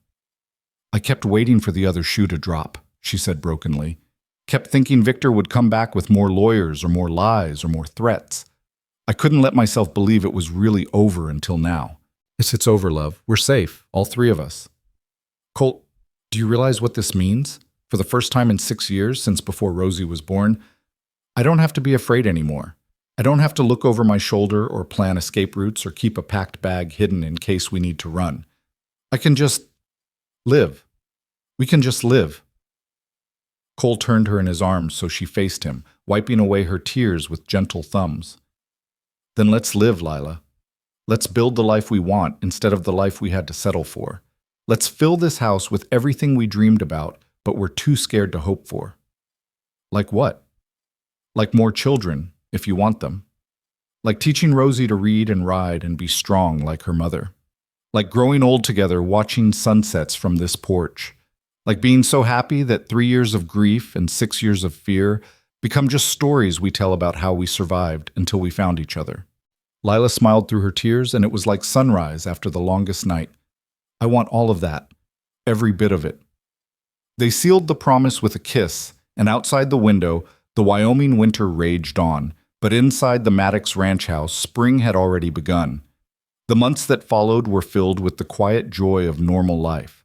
Cole taught Rosie her letters, and she proved to be a quick study, sounding out words from the worn books they'd bought in town. Lila's cooking became legendary in the territory, and travelers started timing their journeys to arrive at the Maddox ranch around mealtime, hoping for an invitation to supper. The ranch itself prospered under Cole's careful management, the cattle herd growing strong and healthy through the winter. But the real measure of their happiness wasn't in prosperity or success. It was in the small moments that made up their days. It was Rosie running to greet Cole when he came in from work, throwing herself into his arms with complete trust. It was Lila singing while she worked, her voice no longer carrying an undertone of fear. It was the three of them sitting on the porch on the first warm evening of spring, watching the stars come out and planning what to plant in the kitchen garden. Papa Cole, Rosie said one evening, her head resting against his shoulder. When I'm grown up, can I stay here? On the ranch? If that's what you want, little miss, this will always be your home, no matter how old you get. Good. Because I want to raise horses like you do, and I want to teach my children about Mercy and how she was named after a brave woman who loved you. Cole's eyes met Lila's over Rosie's head, and in that shared glance was everything they'd built together: safety, love, family, future.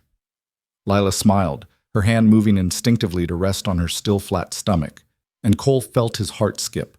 They hadn't told Rosie yet that she was going to be a big sister come fall, but they would soon. For now, it was their secret, one more piece of joy to add to the foundation they'd built. Spring turned to summer, and with it came the busiest time on a ranch. Cole hired 2 more hands to help with the work, and Lila proved herself invaluable not just as a cook, but as a partner who understood the business side of ranching better than Cole had expected. She kept the books, managed supplies, and even helped negotiate a better price for their cattle when the buyers came through. "Where did you learn to do all this?" Cole asked one evening as they reviewed the accounts together, his arm around her shoulders and her head resting against his chest. "Necessity," Lila said. "When you're responsible for keeping yourself and a child alive on almost nothing, you learn to make every penny count. I just applied the same principles to the ranch." "We'll keep applying them. We're in better shape financially than we've been in 3 years, and that's because of you." She smiled and turned to kiss him. "We're a partnership, Cole. You work the land, I manage the household and finances. Together we make something neither of us could do alone." "That's what marriage is supposed to be," Cole agreed, "though I don't think most people are lucky enough to find it." As Lila's pregnancy began to show, the ranch hands treated her like she was made of glass, insisting on carrying anything heavier than a coffee cup and building her a special chair with a cushioned back for the kitchen. Rosie was beside herself with excitement about becoming a big sister, already planning all the things she'd teach the new baby. "I'll teach them about horses," she announced solemnly, "and about how Papa Cole is the best papa in the world, and about how Mama makes the best cornbread, and about how families are people who choose to love each other, not just people who share blood." Cole listened to his daughter's plans and felt his chest swell with pride and love. This child who'd come to him frightened and uncertain had blossomed into someone confident and joyful, secure in the knowledge that she was loved and wanted and home. That transformation was worth more than all the gold in California. One warm July afternoon, Cole was working on the barn roof, properly this time, with Henderson holding the ladder and no storms threatening, when he saw a rider approaching. His hand instinctively moved toward the rifle he kept nearby, old caution dying hard. But as the figure came closer, he relaxed. It was Amos Turner, riding his mule with the determination of a man half his age. "Amos!" Cole called down, setting aside his hammer. "What brings you out here in this heat?" "Legal business," the old lawyer said, dismounting with a groan. "The good kind for once. Can we talk inside?" They settled around the kitchen table with coffee and some of Lila's fresh cookies, Rosie playing quietly nearby with a set of wooden blocks Henderson had carved for her. Amos pulled papers from his satchel and spread them on the table. "I've been doing some research into your property titles," he said, "and I discovered something interesting. The land your father homesteaded back in '62 included a section that was never properly registered. It's been sitting in legal limbo for 20 years, and technically, anyone could claim it."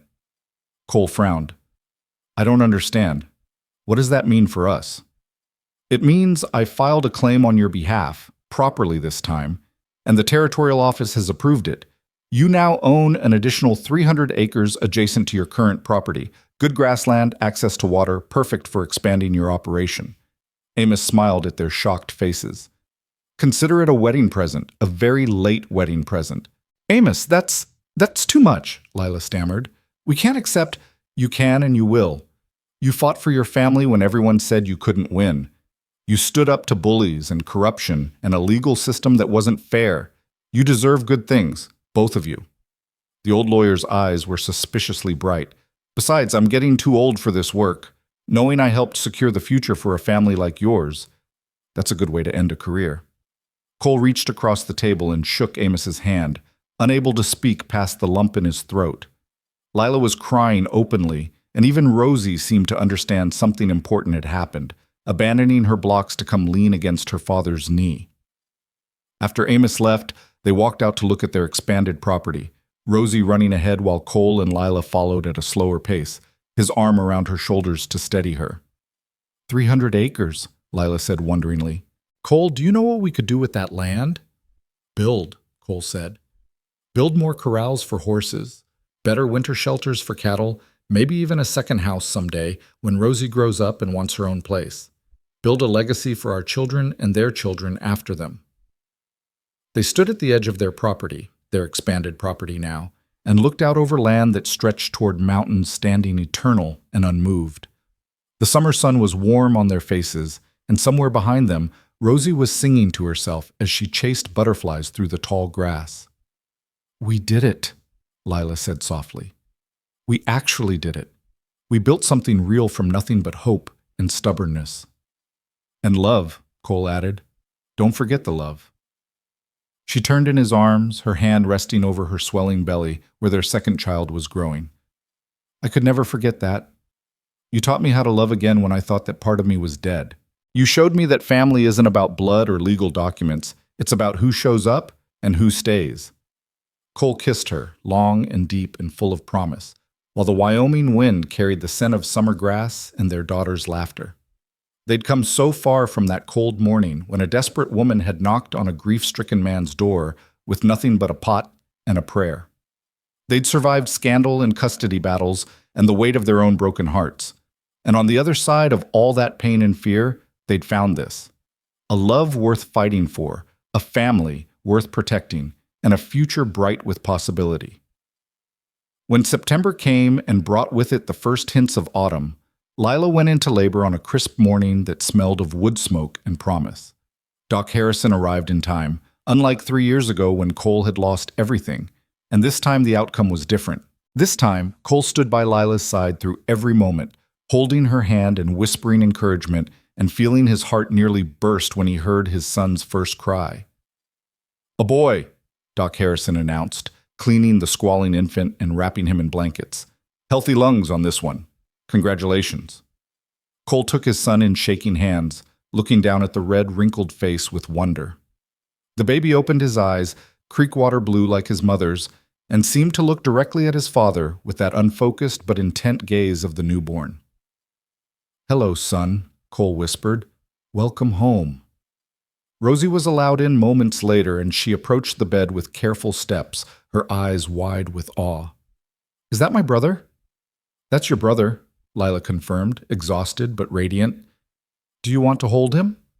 They settled Rosie in a chair with pillows to support her arms, and Cole carefully placed the baby in her lap. His daughter, his first daughter, because there was no step or adopted in his heart anymore, looked down at the infant with an expression of fierce protectiveness that reminded Cole so much of Lila it made his chest ache. "I'll take care of him," Rosie promised solemnly. "I'll teach him everything important, and I'll make sure he knows how lucky he is to have you and Papa Cole as parents." "We're the lucky ones," Cole said, his voice rough with emotion. He gathered all of them close, his wife, his daughter, his newborn son, and felt the final piece of his heart click into place. The grief that had defined him for 3 years wasn't gone, exactly, but it had transformed into something gentler, a bittersweet memory of love that had been rather than a wound that still bled. They named the boy Daniel, after Lila's father, with the middle name Amos in honor of the lawyer who'd fought for them. And when they took him home from town a week later, the ranch welcomed them with a celebration that involved the hands, half the town, and enough food to feed an army. Mrs. Pritchard brought a christening gown she'd sewn herself, and Doc Harrison gave them a medical book so they could handle minor childhood ailments without always calling him out to the ranch. That night, after the guests had left and the house had quieted, Cole stood on the porch with baby Daniel sleeping against his shoulder while Lila put an exhausted Rosie to bed. The September stars were brilliant overhead, and the land stretched dark and peaceful in all directions. His land, his family's land, a legacy he could pass to his children and their children after them. The door opened behind him, and Lila emerged wrapped in a shawl against the evening chill. She came to stand beside him, and together they looked out over everything they'd built. "What are you thinking?" she asked softly. "I'm thinking about how I almost gave up," Cole admitted. 3 years ago, I was so buried in grief I couldn't imagine ever feeling anything else. I went through the motions of living, but I wasn't really alive. And then you knocked on my door. And you let us in. You could have turned us away, sent us back to town, or told us you had no work. But you let us in. "Best decision I ever made." Cole shifted Daniel carefully, the baby making small snuffling sounds in his sleep. "You know what Mercy said in that letter? She said the best way to honor what we had wasn't to preserve it, but to let it teach me how to love again. I didn't understand that then, but I do now." "She was wise," Lila said. "And she loved you enough to want you to be happy, even if it meant being happy with someone else." "I am happy," Cole said simply, "more than I ever thought I'd be again. You gave me that, Lila. You and Rosie, and now Daniel. You gave me a reason to live instead of just exist." Lila leaned against him, and they stood together in the quiet darkness. a family complete and whole and home. Inside the house, Rosie slept in the yellow room under painted stars. In Cole's arms, Daniel dreamed baby dreams. And beside him, Lila hummed the same song she'd been singing that first morning when he'd woken to find his house alive again. The Wyoming Territory was a hard land that demanded strength and courage from those who tried to tame it. But it was also a land of second chances and new beginnings, where a widowed rancher and a desperate woman and a frightened child could find each other and build something beautiful from their broken pieces. The Maddox Ranch was more than land and cattle now. It was home to a family bound not by blood, but by choice, not by obligation, but by love. It was proof that sometimes the best families are the ones we build ourselves from hope and stubbornness, and the courage to keep fighting when everything seems lost. As winter approached and the first snow began to fall, Cole brought his family inside where the fire was warm and the kitchen smelled like Lila's cooking, and Rosie's laughter rang out as she played with her brother. He closed the door against the cold and looked around at everything they had, a house full of life and love, and the sound of children playing, just as Mercy had wanted for him. The cast-iron pot that Lila had carried 43 miles hung on its hook by the stove, a reminder of where they'd started. The yellow room held a child instead of grief. The bed upstairs was warm with two people who'd learned to love again. And on the hill behind the house, beneath the oak tree where Cole had once planned to build a swing, Mercy's grave stood peaceful and quiet. No longer a monument to loss, but a reminder that love never really ends. It just transforms, teaching us how to love again and again until we get it right. 3 years ago, Cole Maddox had opened his door to find a woman with a pot and a prayer. And in doing so, he'd found his future. Now standing in his warm kitchen with his wife beside him and his children safe and happy, he understood that sometimes the greatest love stories aren't about grand gestures or perfect timing. They're about ordinary people choosing each other every single day, building something real from nothing but hope and determination and the stubborn belief that everyone deserves a second chance at happiness. The Maddox family had their second chance, and they weren't wasting it. This was their home, their love, their life, hard-won and fiercely protected and absolutely complete.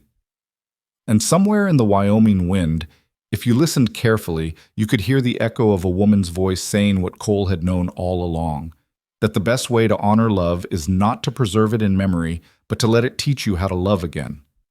They were home, they were safe, they were family, and their story, which had begun with a knock on a lonely door, was now complete, not with an ending, but with a promise of all the beautiful tomorrows still to come.